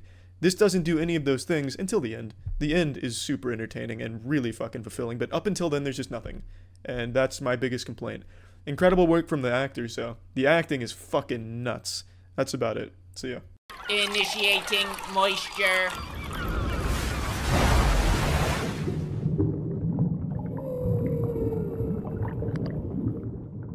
The first season of One Punch Man is an absolute fucking masterpiece in every department. The characters are well written, the comedy lands, the animation is beyond beautiful. Every fight scene in the first season of One Punch Man is truly outstanding, thanks to a lot of the freelancers that really worked on it and put a lot of passion and soul into it, leading to this incredible and very unique, very rare season of anime. Everything about the first season of One Punch Man is beautiful perfection. And for the respect out of the first season, I'm going to be dividing this Moist Meter in two parts. Season 1 and Season 2. Season 2 just finished. I didn't even fucking know it ended because the last episode wasn't a great send-off. And the whole season was just an unbelievable downgrade in every conceivable department that it leaves a bitter taste in my butthole. The crazy thing about One Punch Man is the characters are so well written and the universe is so lively and fun that even though Season 2 was significantly worse than the first season in every way, it was still a good season. It was still enjoyable, which is fucking remarkable. So the difference between Season 1 and 2 comes down entirely to the studio that handled it. Season 1 had a whole bunch of freelancers work on it. They had a whole lot of new talent come in that really put their all into it to lead to such an extraordinary season. Season 2 was handed off to the fast food chain of anime called JC Staff. They do really suboptimal work, literally no passion. It's barely better than YouTube animators, and that's kind of why it's so bad. It's because the animation, if you can even call it that, half of the fucking season is just still images with a shaky cam. I swear to God, the first 2 episodes don't even have anything moving. It's just the camera with some fucking art they found on DeviantArt, fan art. It's fucking embarrassing, and it's really upsetting that Season 2 turned out the way it did. But before I get into everything wrong with Season 2, I want to talk about why you should watch Season 1 if you haven't already. Even if you fucking hate cartoons, animation, or even fun in general, you will still probably like the first season of One Punch Man. Even from a conceptual level, I think it is extraordinary. One Punch Man is about a man who is so incredibly powerful, the most powerful being that you could ever imagine in any form of media, and about his struggle to find fun. A action figure I would have pulled out of a Happy Meal in the late 90s. It's just really dumb. It's upsetting. Because I loved the first season so much, and Season 2 has a much better storyline. I think Season 2's story, even in its shit form with JC Staff, is still better than the first season's story. I like Garo. I really like all of the new characters they introduced and everything going on, the villain association. All of it is really good. But JC Staff couldn't even bother to animate half this shit. In the first 2 episodes, you can immediately recognize a clear difference in the first and second season. The fights in the first 2 episodes alone in this season were actually just still images, as if a kid was holding up 2 pieces of paper with characters' faces on them and colliding them together. That's about the extent of the animation you got from the first couple of fights. And the CGI is glaring, and I hope JC Staff doesn't get many more projects. They have totally lost me as someone that would support their animation studio. They're not even fucking animators. They're basically deviant artists that sometimes accidentally make things move minimally. If JC Staff's name is on something, I'm just going to immediately assume the animation's going to be shit from now on. Just by then, I hope it's to a good studio that makes it with actual passion and quality again. And yeah, that's about it. So yeah. Initiating moisture.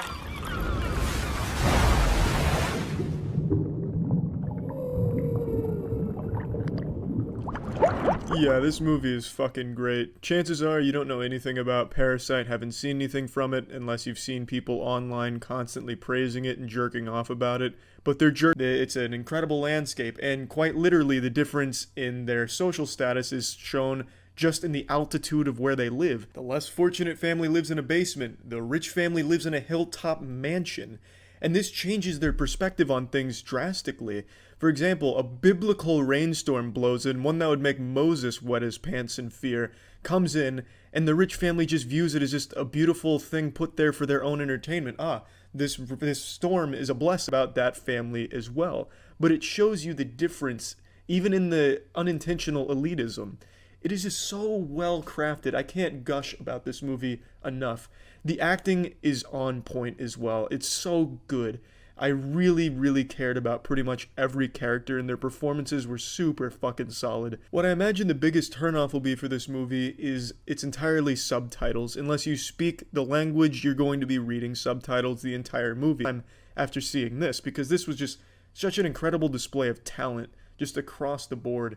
Writing, cinematography, just everything. It nails it. It is a great movie that I can't recommend enough. That's it. See ya. Initiating moisture.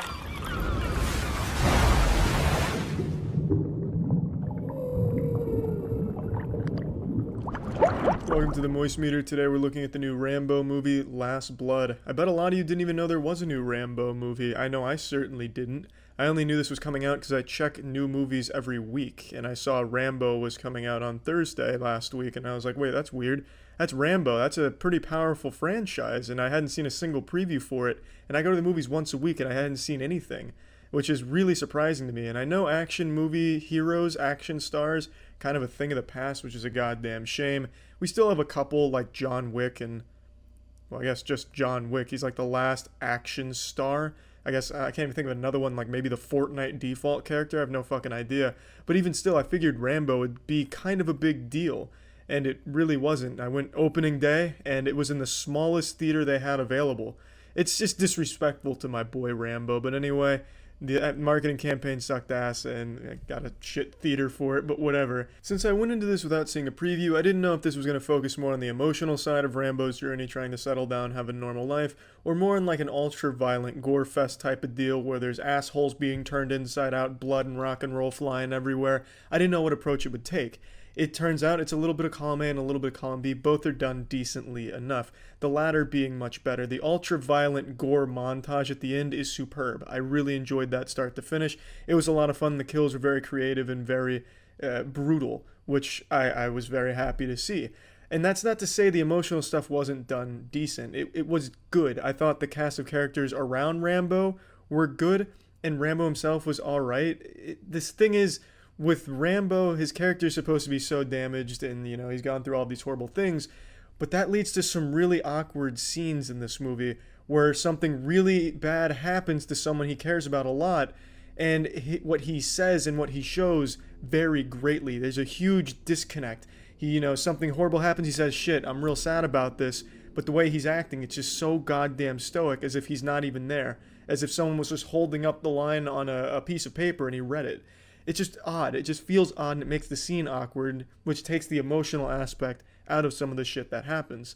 Now, when Rambo's not in the emotional scenes, they're pretty good. And I don't think it's his fault or anything like that. I think that's just supposed to be how the character is, but it still makes it feel odd to watch it happen. And it makes the audience feel a bit awkward, because it's like, well, what is he really feeling? Does he even care?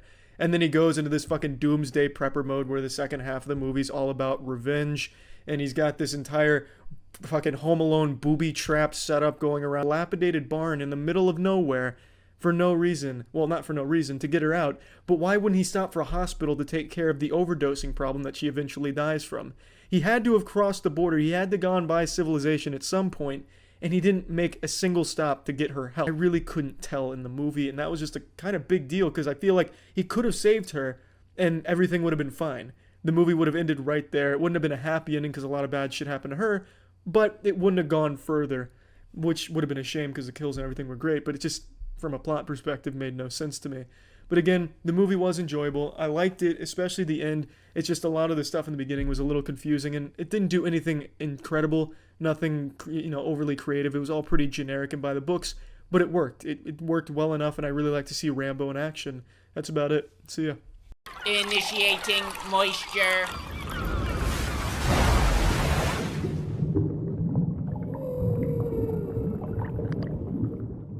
Scary stories to tell in the dark. How fucking nostalgic. Just that sentence alone is enough to remind me of the old days of the Scholastic book fair, short spiky hair, and leather jackets guaranteeing you pussy. Scary stories to tell in the dark is a classic, much like Goosebumps. Scary Stories was actually, the creature design was enough to send shivers down my boners. The creature design in Scary Stories I thought was fantastic. The way it was described, the way that you picture it, the way it was illustrated, everything about it just screamed, holy shit, to a younger viewer. And that's exactly what this movie does. It's such a faithful adaptation, and it doesn't pull any punches when it shows you the disturbing creatures. It goes pretty fucking hard. And for a movie that's clearly aimed at a younger audience, because it's pretty obvious the main characters are younger, there's no blood, there's no bad words, and the source material was aimed at preteens and teenagers, it goes hard. Like, it really does. There's brutal murders, there's deaths. The first kill especially is pretty goddamn disturbing. All without a single fuck being said or any drops of blood being spilt. It reminds me a lot of something like Are You Afraid of the Dark or Courage the Cowardly Dog. Like, Courage has a whole bunch of horror elements thrown into it that are actually terrifying to a younger viewer like me, you know? Shit your pants scary, piss in your own mouth. It's horrifying stuff as a child, as a young viewer. This movie has that same sense where if you're younger, you're probably going to be pretty fucking creeped out by it. But even as you're older, while you might not be having nightmares about it or anything like that, or calling your mom at 2 a.m. scared, you can still appreciate it because it's still really fun and it does a great job, just like Courage or Are You Afraid of the Dark. Now, to be honest, I don't know what kids find scary or anything these days. I'm not exactly going around during Halloween and trying to scare kids and getting disappointed when they're not afraid or anything. I don't know what's scary to them. I feel like kids growing up in this day and age probably won't find this very scary, to be honest, because if you just mistype something on Google, you might end up seeing like an ISIS beheading video. There's a lot more access to genuinely horrifying shit. And even on YouTube, you can find unintentionally horrifying family-friendly content. Spider-Man butt fucking Elsa's brains out in a bathroom. Things definitely can disturb kids by pure accident that they don't mean to, and it probably makes them not afraid of something like Scary Stories to Tell in the Dark. I don't know. I'm just spitballing because I feel like with all that access, they probably aren't going to be that afraid of it. But from my perspective, as a younger person, I know I would definitely be afraid of it. 100%. And I enjoyed it as a 25-year-old man. I thought it did a great job. And there were some actually pretty creepy moments in here. Some gross out shit that I thought worked well. And I just really had a lot of fun with it. The characters were good. I really enjoyed most of the characters. I thought some of them were pretty underutilized. So when they did die or go missing, you didn't really feel much for them because you didn't really know them all that well. Like, shit, it was pretty easy to forget some of the names, to be honest. It's just, I feel like could have done more with some of the characters. And other than that, there's just nothing I can complain about. I really enjoyed it. The atmosphere that it built was great. The set design was great. And I really can't go hard enough on how much I enjoyed the creature design. Maybe it's just because I am familiar with the source material. So seeing that brought to life on the big screen was nice. But I don't know, I just really like that. And I know there's a lot of CG moments in here that don't land, like especially in the bathroom scene in particular. A lot of the CG just kind of looks a little Jimmy Neutron-y, a little goofy. But I mean, I wasn't expecting it to be incredible or anything like that. I wasn't even expecting it to be good, but I walked away really liking this movie. So plugging Scary Stories to Tell in the Dark into the Moist Meter, I'm giving this bad boy a crisp 70. I liked it a lot. And I hope it does well, because I'd love to see more of the classics adapted like that. I thought it was a really good attempt, a good job, really well executed, and I had a lot of fun. Jackson, I wanted to change the score. I think 70's a little low because I really didn't have anything bad to say about it, but I don't know if 80's right either, but I really liked it, so I'm going 80. So just go ahead and take the 70 out and place this in there. Plugging this shit into the Moist Meter, I'm giving Scary Stories to Tell in the Dark an 80%. I think there's a lot to like about it. That's it. So yeah. Initiating moisture.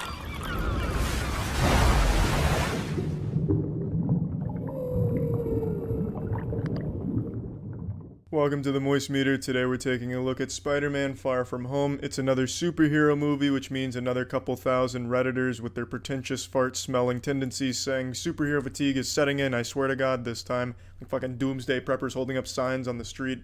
Superhero fatigue, it's coming! The end is nigh! But as long as the movies still get made as good as they are, it's probably not going to set in for quite a while. The only really bad superhero movie I can think of off the top of my head from the Marvel Universe is Ant-Man and the Wasp. That one gargled some filthy butthole, but aside from that, Marvel movies are just so goddamn well done, and Spider-Man Far From Home is no exception. It is extraordinary. I really liked it. In fact, it's probably one of my favorite ones, to be honest with you. I think the villain in this movie is second only to Thanos in the superhero villain world. I fucking love the villain, and it's not because he had like a relatable goal or goals that you really sympathized with or a character you really even cared about, but he was just so fucking cool, and Jake Gyllenhaal was so good as the character. I loved it. It was just really amazing. The visuals they were able to accompany with his character, the way they executed a lot of the scenes involving the character, everything about him was amazing, and the ending to this movie is extraordinary. It got me so goddamn excited. I can't talk about it because it is a spoiler, but the ending of this movie had me and the whole goddamn theater excited. And that doesn't really happen. I like superhero movies. I think they're fun, but I never get like all giddy, dick in hand, ready to ejaculate. But when the movie ends and you see, you sit through a little bit of the credits, you're rewarded with something fucking great that I think most people that are familiar with superheroes and shit can really appreciate. And I really just love the way they concluded it. The whole movie, though, was really good. The comedy lands per usual with most Marvel movies. It's really well executed in the comedy department. It tells a cute little story as well. Peter Parker, Tom Holland, he's just fucking great as Spider-Man. I really enjoy him. There's just no bad characters. There's really no bad moments in the movie. The only complaints I have are nitpicky ones about the story, because the story's, it's kind of silly. Like, a lot of the decisions from the characters don't make sense. A lot of the scenes don't make sense. The story doesn't flow all that well because a lot of it just doesn't make sense. You have to suspend your disbelief. You have the whole thing is about a field trip stretched over an adventure where a lot of bad shit's happening, and yet for some reason the adventure still continues despite if it being in the real world. You fucking an entire city getting destroyed. Travel would probably be shut down, and since it's a bunch of kids on a field trip, the parents would probably want the kids home. You just had a goddamn demon destroy a city, a literal act of God in manifestation of destruction destroy a city. Your parents are probably going to want you to call the vacation short, but yet it still continues over the course of a bunch of different locations. A lot of the decisions from the characters, again, that I can't touch on, don't really make sense to me. There's this level of trust that was never established as to why some of these characters are so trusting of one another. It's hard to explain without getting into spoilers, and I do try and avoid them.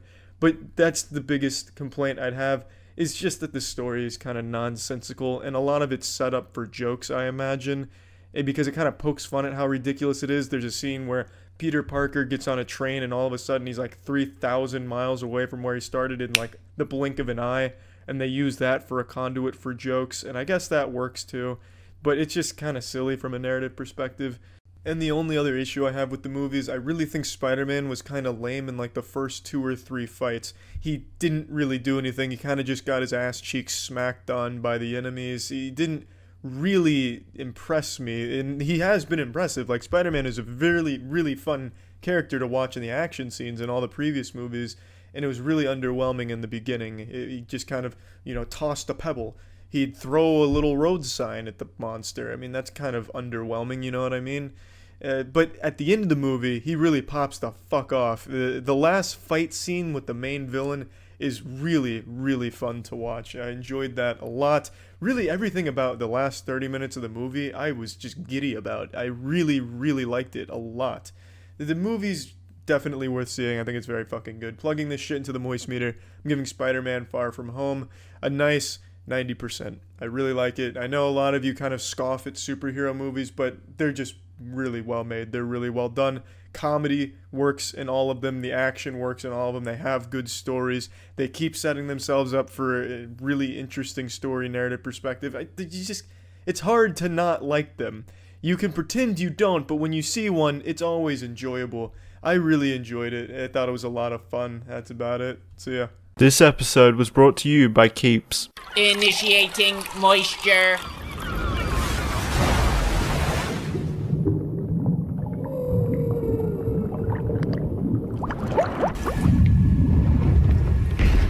Going somewhere? I recognize that stance. Perhaps you've had some training after all. Who's your master? Padawan? Someone I killed, perhaps?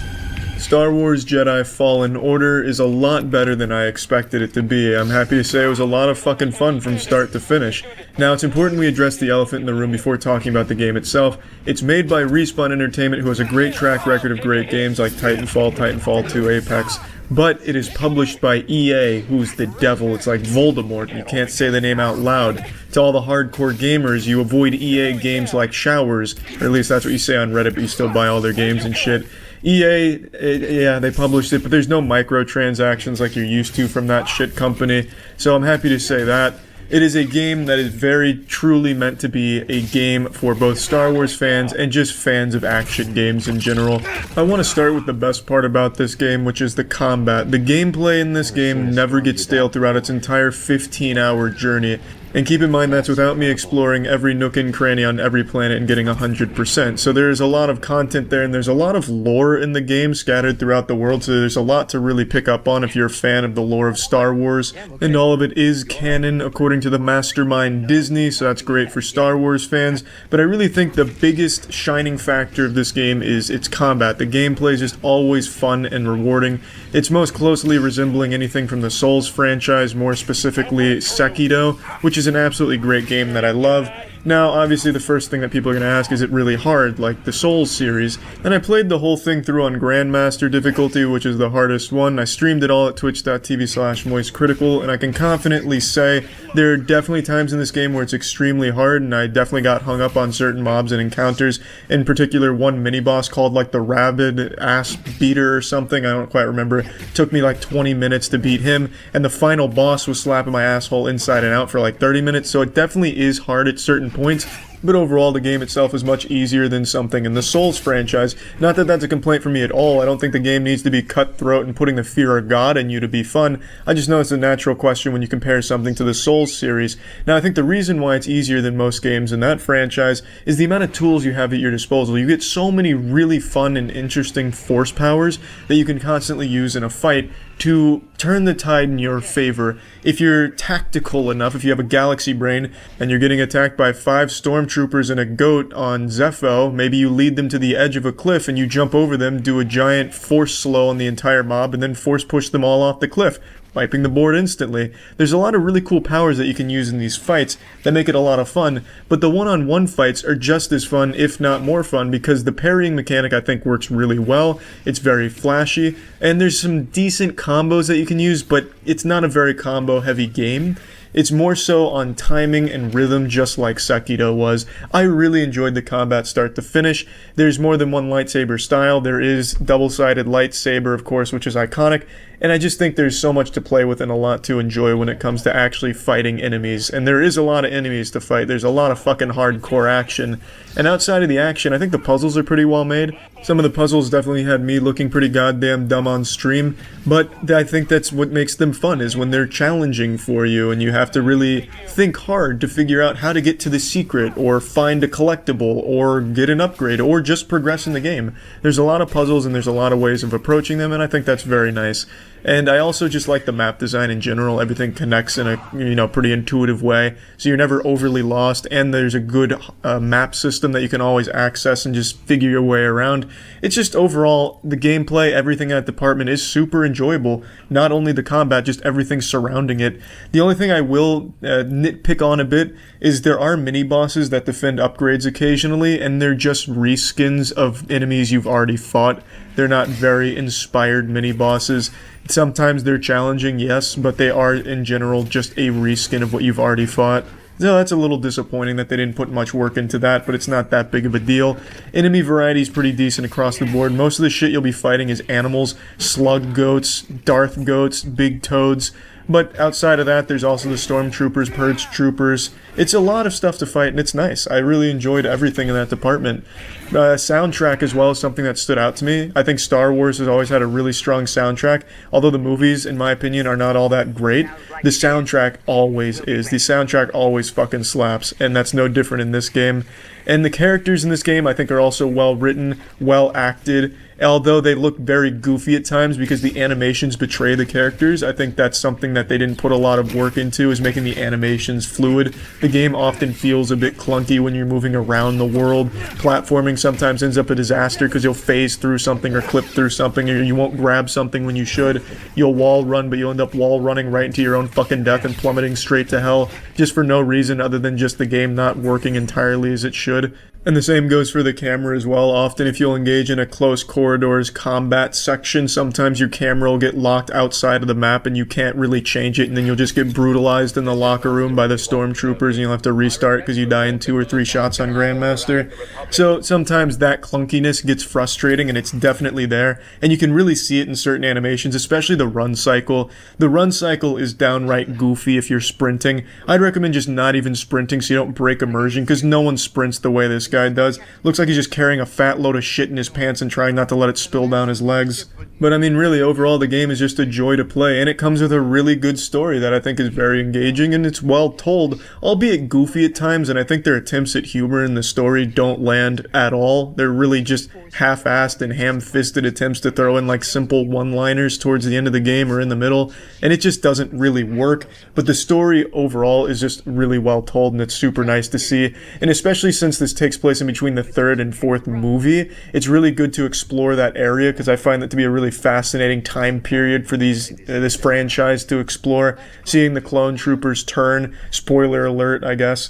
It's just a really fun set of set pieces that this game brings, and there's a lot of cinematic elements that I think work really well. Sometimes when they throw in a QTE, a quick time event, I think it's a little goofy. It should have just been a cutscene, but I just really enjoyed the game.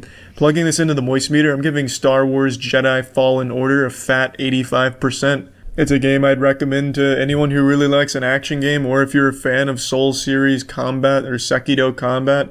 There's a lot in this game that it has to offer. You don't have to be a Star Wars fan to enjoy it, and you don't have to be embarrassed by it either. At first, I thought this was going to be a game for only like the hardcore Star Wars fans, you know, the guys that finger gun into their mirror pretending to be Han Solo or petting their action figures before they go to bed.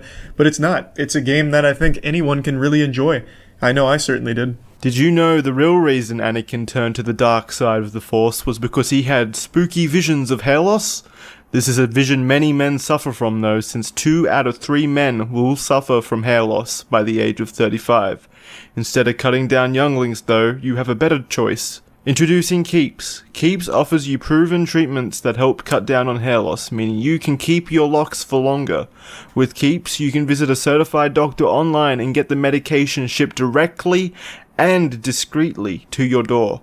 The fact is that prevention is key if you want to keep your hair, so if you notice any thinning at all, hop on Keeps as soon as possible, as it has up to a 90% chance of stopping and reducing further hair loss. Starting at just $10 a month, you can get 50% off your first order by visiting keeps.com/moist. If you're ready to take action against the dark side of hair loss, visit keeps.com/moist for 50% off your first order. That's keeps.com/moist. Initiating moisture.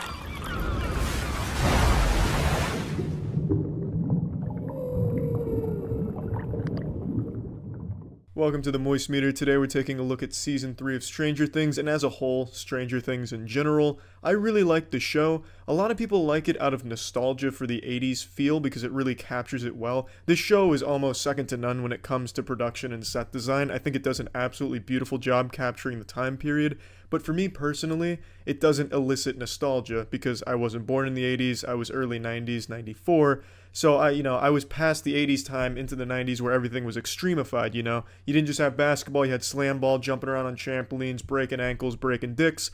So I don't get the feeling of nostalgia, and I still fucking love the show. But in Season 3, I did get some fat nostalgia boners from one particular place in the show that's very integral to the entire development of the season, and that's the mall. The mall in this show is absolutely beautiful, and it really captures what pre-2000 malls looked like. Where I grew up, the mall I went to was pretty old-fashioned, and it looked almost exactly like this one, eerily similar, in fact. And watching this season, I was having some fucking flashbacks, Vietnam-style, to some events that happened in my childhood at that mall. I saw my first pair of tits at that mall, in fact, like live titties. I'm not going to get into the story. There's really not much of a story. The area I grew up in was also pretty crime-ridden, so it's just, drugs and shit. But anyway, it brought up old memories, and it was very nostalgic for me. I fucking loved that mall. And I love seeing that design reflected in this season. I really fucking like that setting, and man oh man does it look great in this season. The whole season is fantastic. I actually think it's the strongest season. I liked it more than the first season. The second season I enjoyed, but I thought there was a lot of low points. And it's going to be hard to talk about Season 3 and Stranger Things in general without getting into spoilers, but the shit's been out for 4 days, so I'm sure most of you have already seen it. So just this is a forewarning for spoilers coming up, because there's things that I didn't quite care for really get into spoiler territory, but overall, I loved it. I really did. I really enjoy the characters. I think the characters are super strong, super well written, and they're able to deliver, well, not the characters, but the writers are able to deliver a really fun story told very well with a lot of moving parts to it, and it has that really nice cheesiness that I always like to see. In this season, there's the new enemy introduced, some evil Russians that have invaded Hawkins for a dubious, nefarious, evil mastermind comic book shit plot line that is never really touched on. The motivation for why the Russians are trying to get into the Upside Down and, reopen the gate isn't really explored. It's just kind of left up to the viewer's interpretation. What you kind of get is military reasons. So maybe I'm sure they will expand on why they're doing it more in the next season. But I don't think that's a big deal to leave it vague like that. I'm sure they're going to expand on it, of course. And to be honest, it really kind of fits the vibe of an old 80s style movie where the only plot development and plot device you get is there's some goddamn evil Russians doing some creepy shit with demons. That about covers it. And you don't need to know why.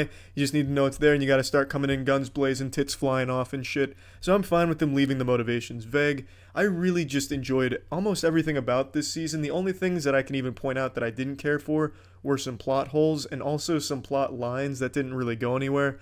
The biggest one there is Billy and Mike's mom. Very early on, they're about to, fuck in a hotel. Mike's mom cheating on the family to go fuck Billy.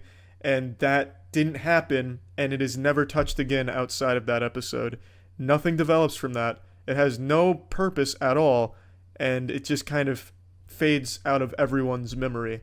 I just don't really see why that was even thrown in there in the first place. I don't really get what it added to Billy's character, nor Mike's mom. I thought maybe Mike's mom would be a bigger role in this season, but she is not. That's her biggest role, is nearly cheating on her family, so not exactly, a yeehaw type of moment, nothing great to celebrate with her character development or anything, but it just seemed out of nowhere. That didn't really serve much of a purpose. Billy was a fantastic character. He developed really well and became this huge component to the season by being a puppet for the Mind Flayer. And he was more than just a puppet, because he also had his own personality in there. You get more of his backstory. You get to see him struggle with being a drone and shit. It was really a good character. I really liked Billy's character, and I really like how it all ended with his arc and everything. Very satisfied with that, and I really was caught off guard. I didn't think he'd be much more than just like a comically evil vessel, but it was a lot of fun to watch his character in this season. Another thing that I have a complaint for is the entire way that they discovered the Russian base makes no sense to me. So they pick up a Russian transmission, a coded message, and they're able to crack that and then locate their base underground because they heard a toy horse song play in the background. One of the quarters, and you put it on the toy horse and you ride it, Old Town Road style and shit, and then they heard that on the message they intercepted. Having a hard time explaining it because it's very silly to me. So why this makes no sense to me is, why the fuck are the Russians even broadcasting a radio message in the first place? Everyone from the Russian division, the evil organization, Umbrella Corp, everyone was already on the same page. The coded message said where all their shit was going, why it was going there, and when it was going there. But why did they need to transmit that over radio to the people on the surface in the Russian organization? They already knew that, because it was a scheduled thing that happens like clockwork, so I don't much see the point in them broadcasting the message in the first place. And also, since the message was being broadcast from underground to the people above ground, how the fuck could the horse literally miles up, like this fucking underground lair was damn near in the Earth's core, and yet somehow a horse on the surface in the mall was going off, and that was picked up on the radio. And that's how they were able to identify where the base was. How the fuck could that happen? There's no way, unless that horse is transmitting at the same frequency or something. I don't exactly know how ham radios work or anything, but that makes no sense to me. It made no sense to me, and it still doesn't. I also don't really understand what the point was of having the rats and people eating fertilizer and poison and stealing tools, because that was never referenced again, and it all stopped kind of after one day. And that was huge for a little bit. It was this huge pandemic going around Hawkins where rats were eating fertilizer and then people were eating fertilizer and presumably all bringing it back to the Mind Flayer, but it was never used or explored. The only reference to it that I can connect the dots to is he was using it to make the humans, explode into mush, but why does he need that? That doesn't really help him either, because he could do that himself, as he demonstrated. He didn't need the chemicals to make it easier. Another thing that I thought is maybe they brought it to him to make him into like a different substance, kind of like what was referenced with Scott when they were working on the magnet. Maybe that's what he was doing, but again, that's not really explained. It just doesn't really make much sense. They just had this whole plot line of fertilizer and poison being ingested and nothing coming from it, but for a little while that was a big deal, and then all of a sudden it stops with no explanation either. I just didn't see the point. I don't know where it went. I don't know why it was there in the first place. Maybe Mike's mom was stealing it and framing the Mind Flayer. Maybe she's the big villain. I really just don't know. There's a lot of plot lines that I don't think had much of a purpose. And the last big one that really comes to mind is I don't like what Will has become in the show. He's an extremely underutilized character, no matter how you look at it. He doesn't do anything except alert you when the Mind Flayer is nearby. Granted, that's important, but come on. Every other character has moments to shine in the season. Literally every other character does some important stuff and plays a very big role and has meaningful moments, but Will is delegated to just being like a proximity detector, like a smoke detector, for when the Mind Flayer is nearby. Yes, I know it's important, but the only time he can ever sense he's nearby is when the group already knows he's nearby. He rubs his neck when the Mind Flayer is coming to the fucking mall. They knew that because Billy was outside, keeping them there. He rubs his neck when they're in the cabin, but they knew that because they A, saw him, and B, Nancy had already figured out that the Mind Flayer was on its way. It's just, he's used as kind of just like this siren that goes off when the people are already there, when the bad guy's already there. So it's just kind of an underwhelming role, and I really wish they would do more with his character, because I think he's a really good character. But man, when you have him be nothing but someone begging for Dungeons and Dragons, and only meaningful contributions become, hey guys, next tingling, he's probably nearby. Oh, you already knew that? Well, now you know for sure. It's just, it's underwhelming, and it makes me upset that he is not a bigger component to the show or the important things that happen in the show. I do think that in season 4 or season 5, I don't know how many fucking seasons they're doing, but I do think he will be a huge part of the show. But for right now, I can't help but feel disappointed with how he's developing. And that's the last big complaint I have about season 3. Overall, season 3, I think, was the strongest. I also liked how it became a little bit more violent. I think that violence really added another level of imposing, like an imposing aura around the Mind Flayer.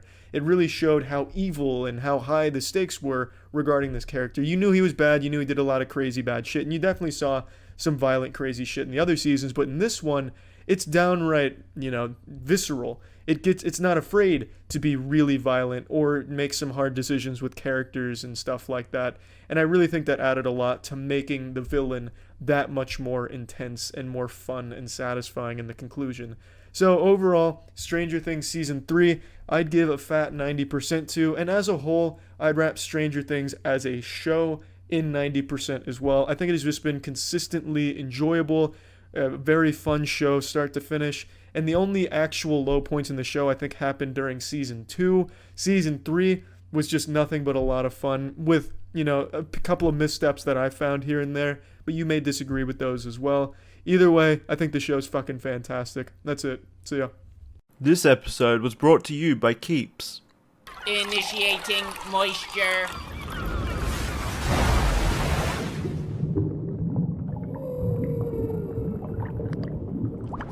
When it comes to blockbuster franchises, none are more mediocre than the Terminator series. There's only 2 good entries into the franchise, the first and second movie. It's not exactly brave to say that, not controversial, it's pretty well accepted those are the only 2 good things Terminator related. And I'm not just talking about movies, all the movies post T2 have sucked some fat asshole, but even like everything licensed on it, video games, the fucking ride at Universal, all of them just straight dog shit for some reason, just super stinky. I don't know why they can't make anything good Terminator related. And going into the new Terminator Dark Fate, Andrew and I were expecting to just kind of laugh at it like we have with the other Terminators. But to our surprise, this movie absolutely slaps. They've finally done what we all thought was impossible. They made another good Terminator movie. For the better part of 2 fucking decades, they couldn't make anything that even resembled passable quality in the Terminator universe. But now, they've finally done it with Dark Fate. I really liked almost everything about this movie, as did Andrew. There were obvious goofy moments, as you would expect from something like this. A lot of their speeches reminded me of pretty low-quality anime. Our fates aren't written, we can change our fates, yahoo! Friendship and the power of love and what it means to be human. Nothing overly unique in that aspect. But it's still a oorah, good feeling wholesomeness shit when it happens. It's cheesy, it's fun, but it is very goofy nonetheless. The thing I like the most about this movie, the thing that I think they absolutely nailed, the best decision Terminator has ever made, is they totally just forgot everything they've made after Terminator 2. They just retconned it. They said, you know what? We know everything post-Judgment Day is just a pile of shit. We're throwing it in the toilet where it belongs. So this movie picks up right after Terminator 2, and it feels like the first canon entry into the Terminator franchise since T2. It feels right, and I think the plot's really nice.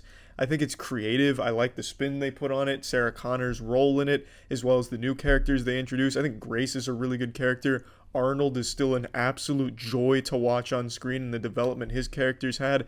And overall, the plot doesn't have like twists and turns or anything, but the characters they introduce and the plot points that are there are really well made. Objectively, I think they're just decently done. I also really like the choreography in this movie. The action scenes in this are definitely the best in the entire franchise. At times, it reminded me of Jackie Chan. One of the new characters, Grace, will often use improvised weapons where she's grabbing fucking car doors or something and using them as shields. She grabs a chain and spins it around. She's often using all kinds of weapons and trying to fight off the new Rev that's trying to assassinate another main character. I'm trying to do my best to avoid even the smallest spoilers because I know I often do spoil things by total accident in some of these. But just know that Grace is an augmented human who fights a lot like Jackie Chan would if Jackie Chan was a future robot fucking awesome kung fu master assassin. I really enjoyed the choreography. It wasn't just shoot at this thing that immediately heals itself, shoot at this fucking water metal thing. It was fight this water metal thing and beat some ass in. I just really enjoyed the action overall. It was very, very well done and creative. But that also leads me to another complaint. There is a lot of action and not all of it is as high quality as other scenes. For example, one scene that really stood out to me in the beginning is the first fight between Grace and the new Terminator trying to kill Danny, the new main focal point of the story.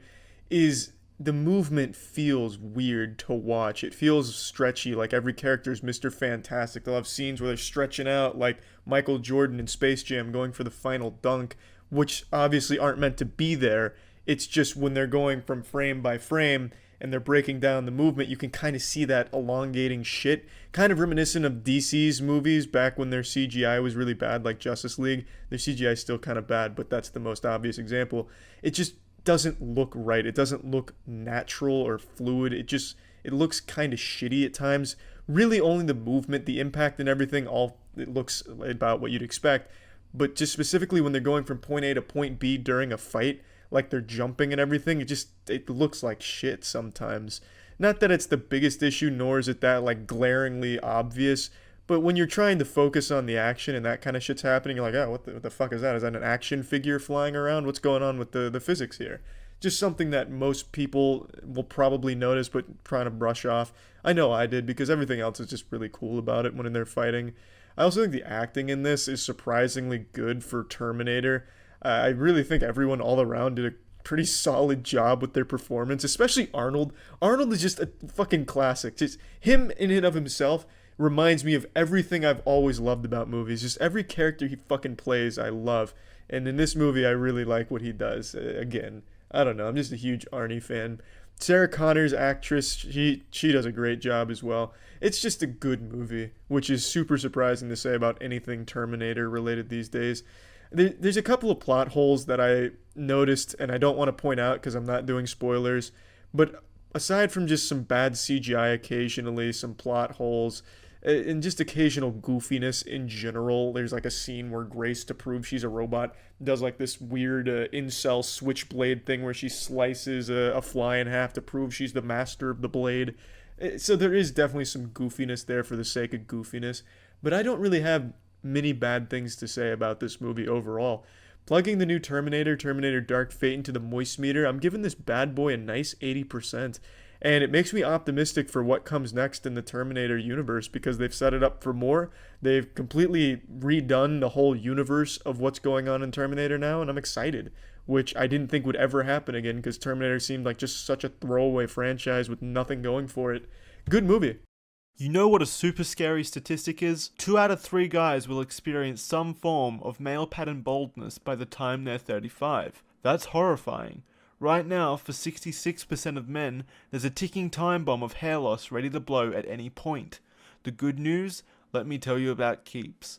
With today's advancements in science, Keeps offers proven treatments that can combat the symptoms of hair loss. You can visit a certified doctor online with Keeps and get the medication delivered directly to you in a discreet delivery, so nobody needs to know you're fighting unwanted hair loss. Prevention is key to keeping your hair, and Keeps treatments are up to 90% effective at reducing and stopping further hair loss. More than likely, the sooner you start using Keeps, the more hair you'll save. Starting at just $10 a month, you can get 50% off your order by visiting keeps.com/moist. If you're ready to take action and prevent hair loss, go to keeps.com/moist to receive 50% off your first order. That's keeps.com/moist. Initiating moisture.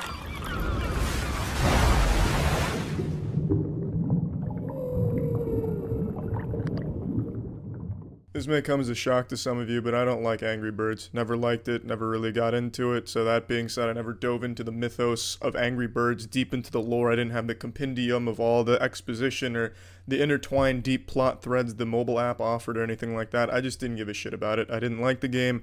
Now, I know to some of you that might be blasphemous. Maybe you're shitting your pants and vomiting because you're so disappointed. I really don't know. I don't know if Angry Birds is still even popular. I remember in high school for me is when it was at like the peak popularity. Maybe it's still popular. I have no fucking idea. That being said, I also never saw the first Angry Birds movie, which is something I've never done. If there's a sequel coming out to a franchise I haven't seen, I'll watch every goddamn entry in that franchise, prepare for it, to do my due diligence as the top tier movie reviewer that the internet has to offer, its champion. But for Angry Birds, I figured it couldn't matter less, and it didn't. I didn't need to see the first one, understand the characters, what was going on, or anything like that.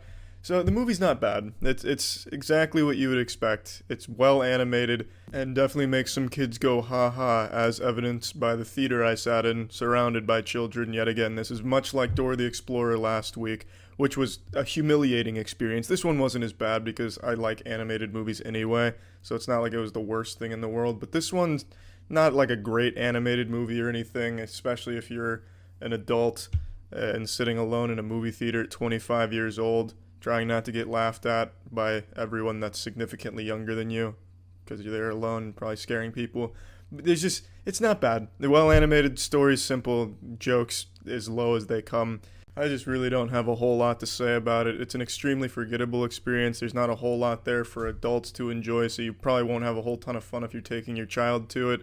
Unless you're like a super die-hard Angry Birds fan where you're using like Angry Birds condoms and shit. Your fucking plastic plates and shit have got Angry Birds on it. In that case, you should probably be admitted to Arkham Asylum anyway. And even in that case, I can't see you coming into this movie and coming away from it saying, yeah, I had a super great time. Like that. Plugging it into the moist meter though, I'm going to give it a 55% because I did like it more than Dora the Explorer at least. And I do see why kids would probably get a real hoot out of it, especially in the theater I was in. So it probably works pretty well for kids, for adults. I don't think you're going to find a whole lot of value there unless you're just a big furry or something with a fetish for birds that talk and shoot themselves off of slingshots, BDSM shit. Other than that, I don't see too much fun to be had with it. Not the worst movie in the world, and the animation was surprisingly good. That's it. So yeah. Initiating moisture.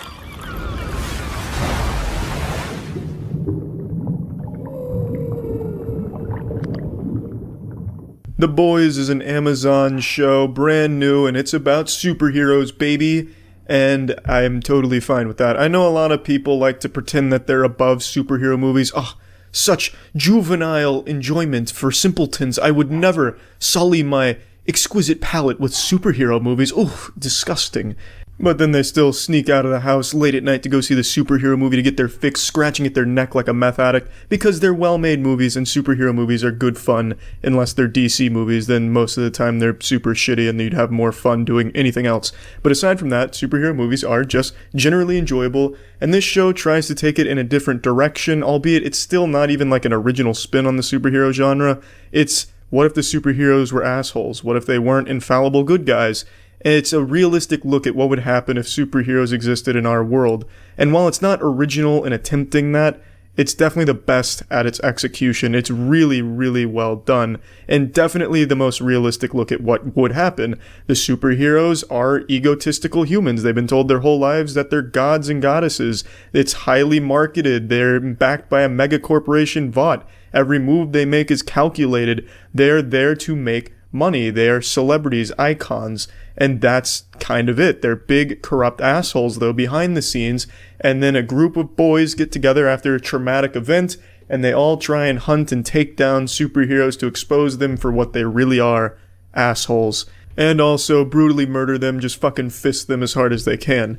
And it's really just so well done. I enjoy it start to finish.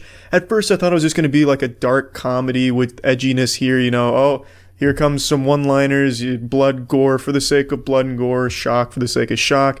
And there's even a scene with like a failed dolphin rescue that just really kind of screamed edgy for the sake of edgy. But as the show keeps developing, all of this really works in its favor, and there's so much more to it than just edginess for the sake of edginess. All of it contributes to the overall the plot, the themes. It's just really fucking well done. I found myself caring about the majority of the characters. They're really well written in my opinion. I do think some of the dialogue kind of falls flat, like the dark comedy attempts. Carl Urban plays Billy Butcher in this show, who's kind of the leader of the group of boys. Kind of the mastermind, the brains behind all of it, the scrotum to the penis, that is the boys. And I do have to say, I think some of his lines are just kind of shit. It's like some of the things he says, I'm gonna rip your hands off to shove them so far up your ass that you'll wave at me through your mouth. I think that kind of shit just screams like something he read on Tumblr. Not Carl Urban, obviously. I don't think he improv'd it, but the writers. Just looks like something he would have read on Tumblr for like an incel getting upset about getting killed in a video game. So it doesn't always hit its mark when it comes to like intimidating, badass dialogue, the kind of shit you'd expect a man who eats nails for breakfast and then chugs motor oil. It doesn't really always come across sound and solid, because sometimes you get kind of embarrassing lines like that. But I'd say about 8 times out of 10, you're always rooting for Carl Urban and waiting to hear the next intimidating line he drops to someone, and you love to see the way he handles business. A lot of it does boil down to just Carl Urban being great as Billy Butcher. He fucking kills it in this role. Probably my favorite role I've seen him in since Dredd. Speaking of which, we need a Dredd 2. Carl, if you're watching this, keep lobbying hard for Dredd 2. I'm right behind you, man. I'll be sniffing your farts till the end of time to get Dredd 2 out there. If you haven't seen Dredd, check that shit out. Great movie. But anyway, back to the boys. I really just love everything about it. Visually, it looks great. For a TV show with 8 episodes, it's really well produced. I can tell they had a pretty decent budget for this, because they made this shit look really nice, in my opinion. The CG moments aren't corny like in a lot of shit. So I was kind of expecting to be like CW shit, where the Flash spins his arms and you get like little Microsoft Word fucking particle effects springing off of his fists. But here, the superpowers work really well, except A-Train sometimes. I thought that got a little goofy, but that might just be super speed. I think making super speed work in a movie is super hard, and the only one that succeeds is X-Men with Quicksilver, and the way they succeed is by just making everything else stop, so then he just moves at a normal pace, and I think that's a really clever way of handling it. But the X-Men movies are not very good, the modern ones. That's the only thing they really do right.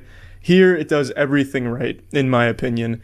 Occasional missing of the mark with dialogue and shit. Sometimes the decisions the characters make don't make sense, and especially towards the last couple of episodes, the decision making becomes really kind of fucking dumb. It suffers a little bit of anime syndrome in the last couple of episodes. What I mean by that is the anime cliche where a major character has a lot of information that they need to share with someone else or share with the group, and then for an explicable reason they decide not to, just for the sake of progressing the plot and keeping tensions high. The classic, hey, Oni-san, why did you do this? What's going on?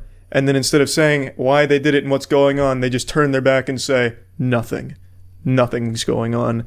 Even though if you just told them what was going on, things could have resolved right then and there. It's just, I don't like that. That's always frustrating to watch unfold, and you're always kind of rooting for the character to please just say the fucking information so everyone's on the same page and we can go from there instead of having to work backwards, like showing a math problem how you got to the conclusion. I just don't like that. It's just, I feel like it's a little silly. But it's not very frequent in the show.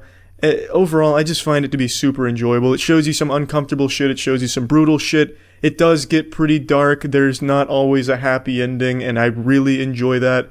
As far as, you know, the dark, gritty take on superheroes goes, that's not new or original, but this does it the best by far. I enjoyed The Boys start to finish. And I'd also like to say Homelander in this show is basically the Superman, and he's pretty much the evil Superman, kind of what Injustice did, but 50 times better. Homelander in this show is fucking outstanding. A truly great character. Love every scene that Homelander's in. He just controls it. He just fucking grabs it by the tits and twists. He is really a great character. So plugging this shit into the Moist Meter, I'm giving The Boys a fat 90%. I really recommend it. It's 8 episodes, just really good fun. It's not gonna be some thought-provoking piece, you know, going to bed in cold sweats like, man, that really spoke to my soul. But it's just so goddamn fun, and you really do root for the characters sometimes, and there's just a lot of fun shit it shows you with good fights, real bloody shit, doesn't shy away from dark themes. It's just, it does edginess well. I don't like using that word edginess, but it really does describe the show in a decent fashion. It's really just fucking good, though. I really enjoyed it. That's it. See ya. Initiating moisture.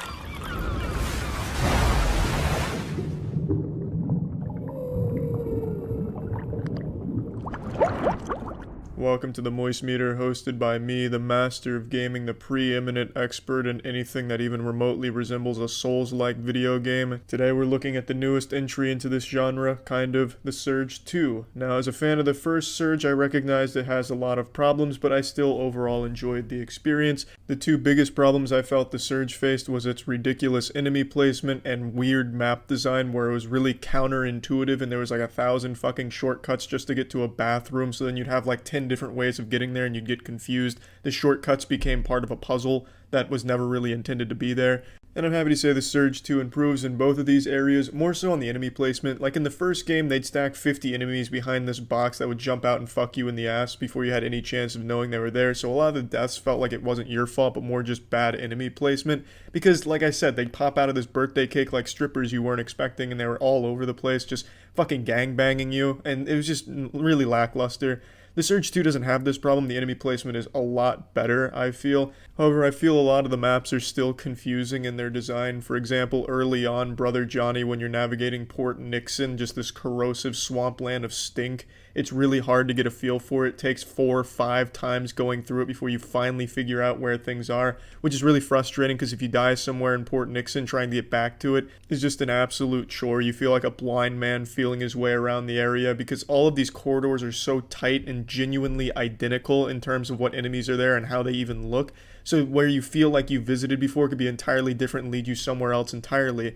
There are just so many nooks and crannies of these areas that it's so easy to get lost in. And again, there is a lot of shortcuts, which does help, and they cut back on the shortcuts this time so they actually feel meaningful and you can actually remember where they are, which is nice. But even still, the map design, I think, leads to a lot of confusion. But lackluster map design aside, I think the maps look very nice. I think it's a technical upgrade from the first one across the board, and I really feel like it's mainly just overall a much better experience than the first Surge, especially in terms of the weapons. I was finding weapons left and right that I had a lot of fun with. There's more weapon varieties. There's a whole lot of new fun finishers, of course, that are always satisfying to execute. Get a lot of parts, get a lot of weapons, and you're always constantly switching things out, trying new things out. See what really fits your playstyle. If you want something fast, have like fucking Valkyrie claws, go full Wolverine style on them like a fucking feral animal. You can do the hammer approach, which I gravitated towards early on in the game. And it never stops being satisfying, chopping through all of these mobs of enemies on your way to a boss or on your way to explore or find new things.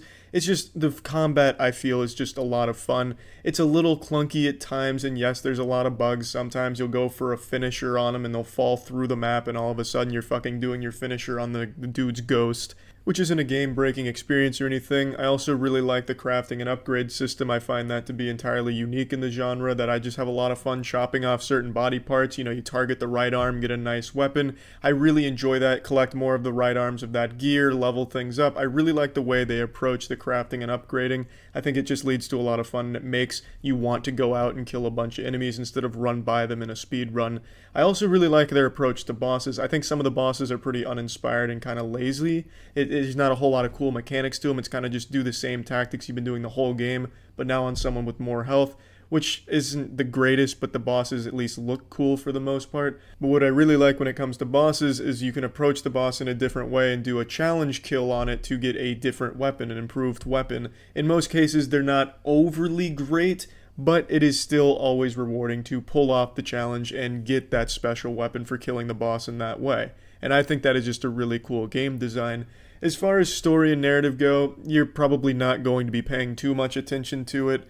I found myself zoning out through a lot of it. I don't think it's necessarily bad. I don't think it's really good either. But it's there if you definitely want some lore to dive into. I find some of the side characters scattered throughout the world pretty interesting though. There's a nice little nightclub with a DJ in the middle, and then there's a dude striking a superhero pose over to the side by the bar. You can talk to him and he tells you a little story about being like a superhero actor type dude.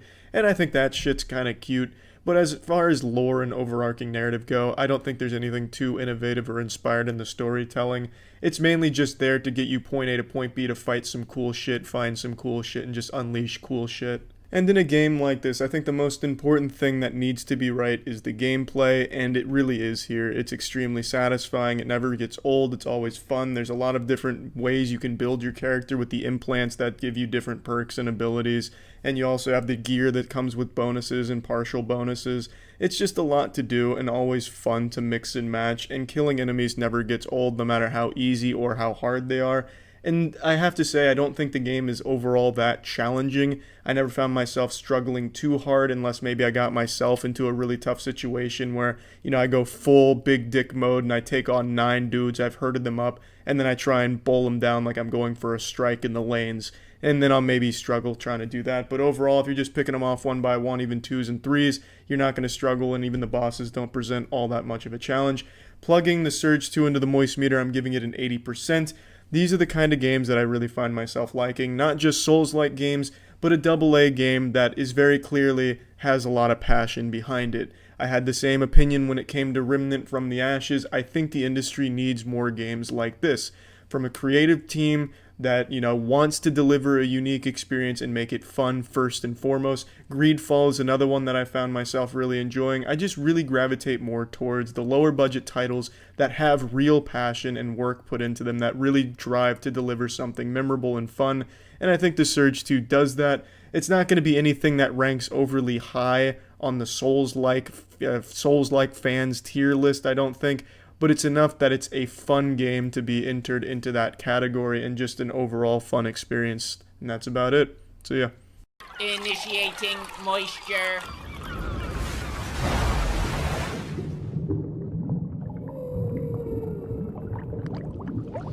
There's no genre that elicits more audible sighs and eye rolls harder than zombie. The zombie games, zombie movies, just that craze where everything was zombie inspired for the better part of 5 or 6 years, where it really overstayed its welcome in an oversaturated genre, burnt out the majority of people on zombie shit as a whole. But now that craze has been dying out for the last few years, Zombieland 2 comes out, and it's 10 years after the first one, and the first one really wasn't a massive success by any means. It was well liked by a lot of people, and it had a decent enough following, but it's not exactly the most eager enthusiasts in the world for Zombieland. You don't have them like scratching at the fucking neck for 10 years waiting for their fix for more Zombieland.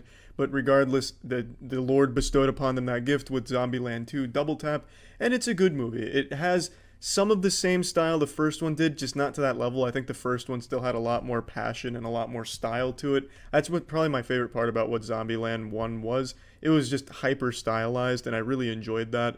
But this does have it in doses, not quite to the same extreme. This movie just felt more driven by sending a message, what it means to be a family and have a home in a post-apocalyptic shithole. And there's nothing wrong with that. It's not exactly the most unique message, nor was it all that special. The plot was simple enough. Lil Rock runs away with a hippie. They go to a hippie camp, and then the gang gets back together to try and make sure she's safe, and then they defend the camp. Simple stuff, nothing to complain about there, nothing great about it either. It's just this movie felt like the emphasis was more on some family shit, kind of a whole movie dedicated to fan service. Like, we know you guys liked them in the first one, here they are again doing their shit in this one. Nothing wrong with it, it's just kind of uninspired. Where I feel this movie really lacks is in its comedy department. I feel the jokes miss more often than they land. I just really... the whole movie feels dated. It feels like a lot of the humor doesn't really make sense in the context of the movie, and it just doesn't work very well in its favor. For example, one of the first jokes they make in the movie is calling dumb zombies a homer, as if Simpsons is really something people care about these days. Simpsons has such a negative connotation around it as a shitty show that's overstayed its welcome in and of itself. So calling them a homer isn't exactly like the best joke ever, and all the zombies do is clap at butterflies and stuff, Homer shit. It's just kind of a weak joke to make, and it's not like an overly reoccurring one, but that's kind of the theme for a lot of their jokes. It's like the lowest shit from 10 years ago translated into a 2019 movie. Elvis Presley plays a major role in the middle part of this movie. Just the idea of Elvis Presley and Elvis Presley related locations are a huge centerpiece to the movie for a decent chunk of it. And that's another thing. That's some shit you joke about with your friends in middle school. Elvis died taking a shit on the shitter. And that's like that whole idea of Elvis is big in this movie. It just feels low. Feels like there really wasn't a lot of effort to try and make you laugh. Sometimes a joke does land, and more so when they go to the hippie camp. But until they get there, and until you get into that area, everything just kind of falls flat. They introduce the most generic character, that dumb girl. Oh, hey guys, oh my god, oh my god, oh my god. To be like a really annoying dumb girl, not smart at all. And that's her comedy, is just being dumb, but not even like clever stupid, just like, oh, you're old. Oh, is that your dad? Because your dad would be old because you're kind of old, so your dad would be super old. Your dad, right? Because he's old. It's just the comedy really just didn't work for the majority of the movie. And that's the biggest complaint I have about it. When they're killing zombies, the shit is still stylized and it's still nice, though it doesn't have the same flair that the first one did.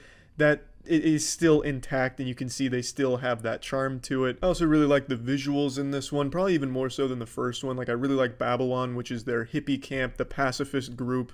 I also like when they take over the White House and make that their home for a little while. Shit looks really cool on the inside. It looks like something I would have wet dreamed about as an 8th grader. They got toys and shit all over the place. Basketballs, swords, blades, all kinds of cool little utensils in the White House. There was a lot to like from a setting perspective and visually. And characters, I think the characters are still great, and they're still as good as they were in the first one. It's just they didn't have strong writing around them when they're making jokes, unfortunately. It's just, overall, I don't think the movie's as solid as a package as the first one, but as just kind of a victory lap with cool characters and a good style, it's not a bad movie by any means. So plugging Zombieland 2 double tap into the moist meter, I'm giving this bad boy a nice 60%.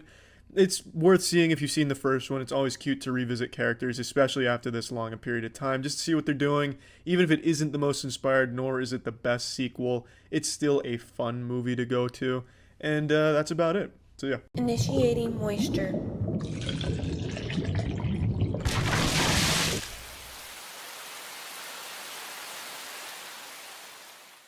Welcome to the Moist Meter. Today we'll be analyzing the moisture within, the evil within too. There's not a whole lot of evil within here, and there's not a whole lot of moisture within here either. I don't mean to immediately spoil that off the bat, but I've been reading the reviews for this game, and everyone's giving it like an 8 out of 10, and I wholeheartedly disagree with that, and I really just can't understand what could have warranted that high of a score for this game. I think it's an enjoyable game, but it's just barely above average with a ton of flaws. Now, it seems that every reviewing outlet is just comparing it to the first Evil Within, which I really enjoyed, and it seems all the reviewing outlets are echoing the same thing. It's better than the predecessor in this area and that area, so here's an 8 out of 10 and 9 out of 10. But it's all in regards to the previous game, not as an actual game itself. It's just better than the last one, so we're going to give it a higher score. and I think that's really misleading because there's a lot of problems with this game. I think it's still enjoyable, but there's definitely objectively a lot wrong. The first being uninspired voice acting. The voice acting is just laughably bad at some points. A lot of times it feels like I'm playing House of the Dead and listening to Goldman talk to me.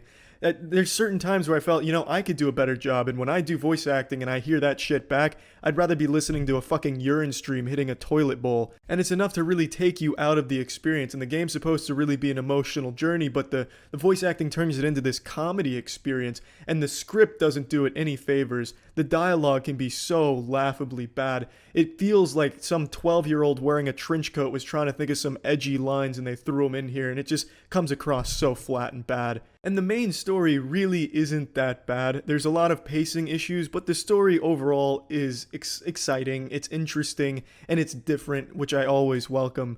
But it's really held back by some truly horrible dialogue and awful voice acting. They would have been better off just doing a Banjo-Kazooie route and just having grunts for all the characters than having the actors they had in here. Just have them fucking farting into the mic at different pitches, that would have been better.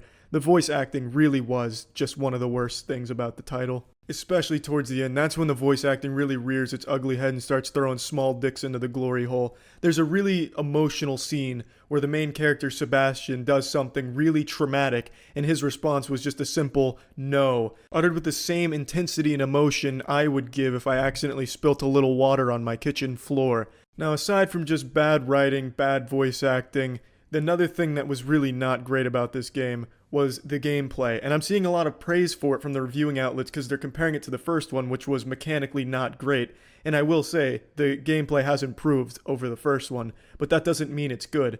I mean, it's like comparing, you last 4 seconds during sex, and then the next time you last 5. Yeah, it's improvement, but that doesn't make it that great either. So the gameplay is very stiff, it's very clunky, the gunplay not great, there's a crafting system in here, some upgrades that are very bare bones. I see a lot of praise for them, but they're extremely bare bones, they're very simple stuff. Here's a point, you get a little health, here's a point, you get some stamina, here's a point, you sneak around a little better. There's nothing really creative about their upgrades, the weapons are the same, here's a little firepower, here's a little ammo clip. There's nothing really interesting about it. Every time you get into an intense firefight and then you have to reload, you don't have any way of dodging or doing anything special to get out of there, so you have to do like your old man jog out of the way, that's just a little waddle that looks like you shit your pants. 9 times out of 10, you're still going to get hit. Not that that's necessarily a bad thing, it's your fault for getting into that poor position, that poor situation. You should have been a little sneakier, and the game encourages stealth, and the stealth is sound. The stealth is pretty well done, but when you do get into a firefight, it's not great. It's really not. You end up just functioning like Bastion from Overwatch, and you just have to sit there, shoot your clip, and then wait a couple of seconds before your character can respond to do an animation to run away. Another thing I see a lot of praise for on the game is its level design. I think the level design is probably 10 times weaker than the first Evil Within, and that was far more linear. The levels here are all exactly the same. Here's a few pieces of cover, hide behind it, wait for one of the zombies to go around you, sneak kill it. There's no puzzles to really be solved, there's no puzzles at all really. I think there was 2 throughout the whole game, and they were very, very simple. And the level design was always the same. Go right, go straight. Go right, go straight the whole time. And then you hide behind cover whenever you see enemies and just wait for them. There was nothing special about the level design. It wasn't inventive, as a lot of review outlets are claiming. Now let's get to some things I liked about the game, and a lot of things I can agree with the other reviewers out there. The atmosphere of this game is fantastic. I love the little haunting atmosphere they have going on. Union as a setting is really nice and interesting.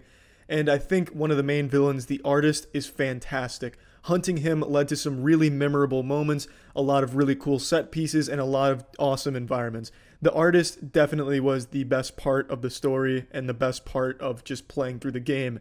There's also a certain charm to playing this game, and the story is good enough to make you want to finish it and see how it ends, even though there's quite a few plot holes in there. I also really enjoyed the soundtrack to this game. The music was absolutely beautiful, especially at the end of the game.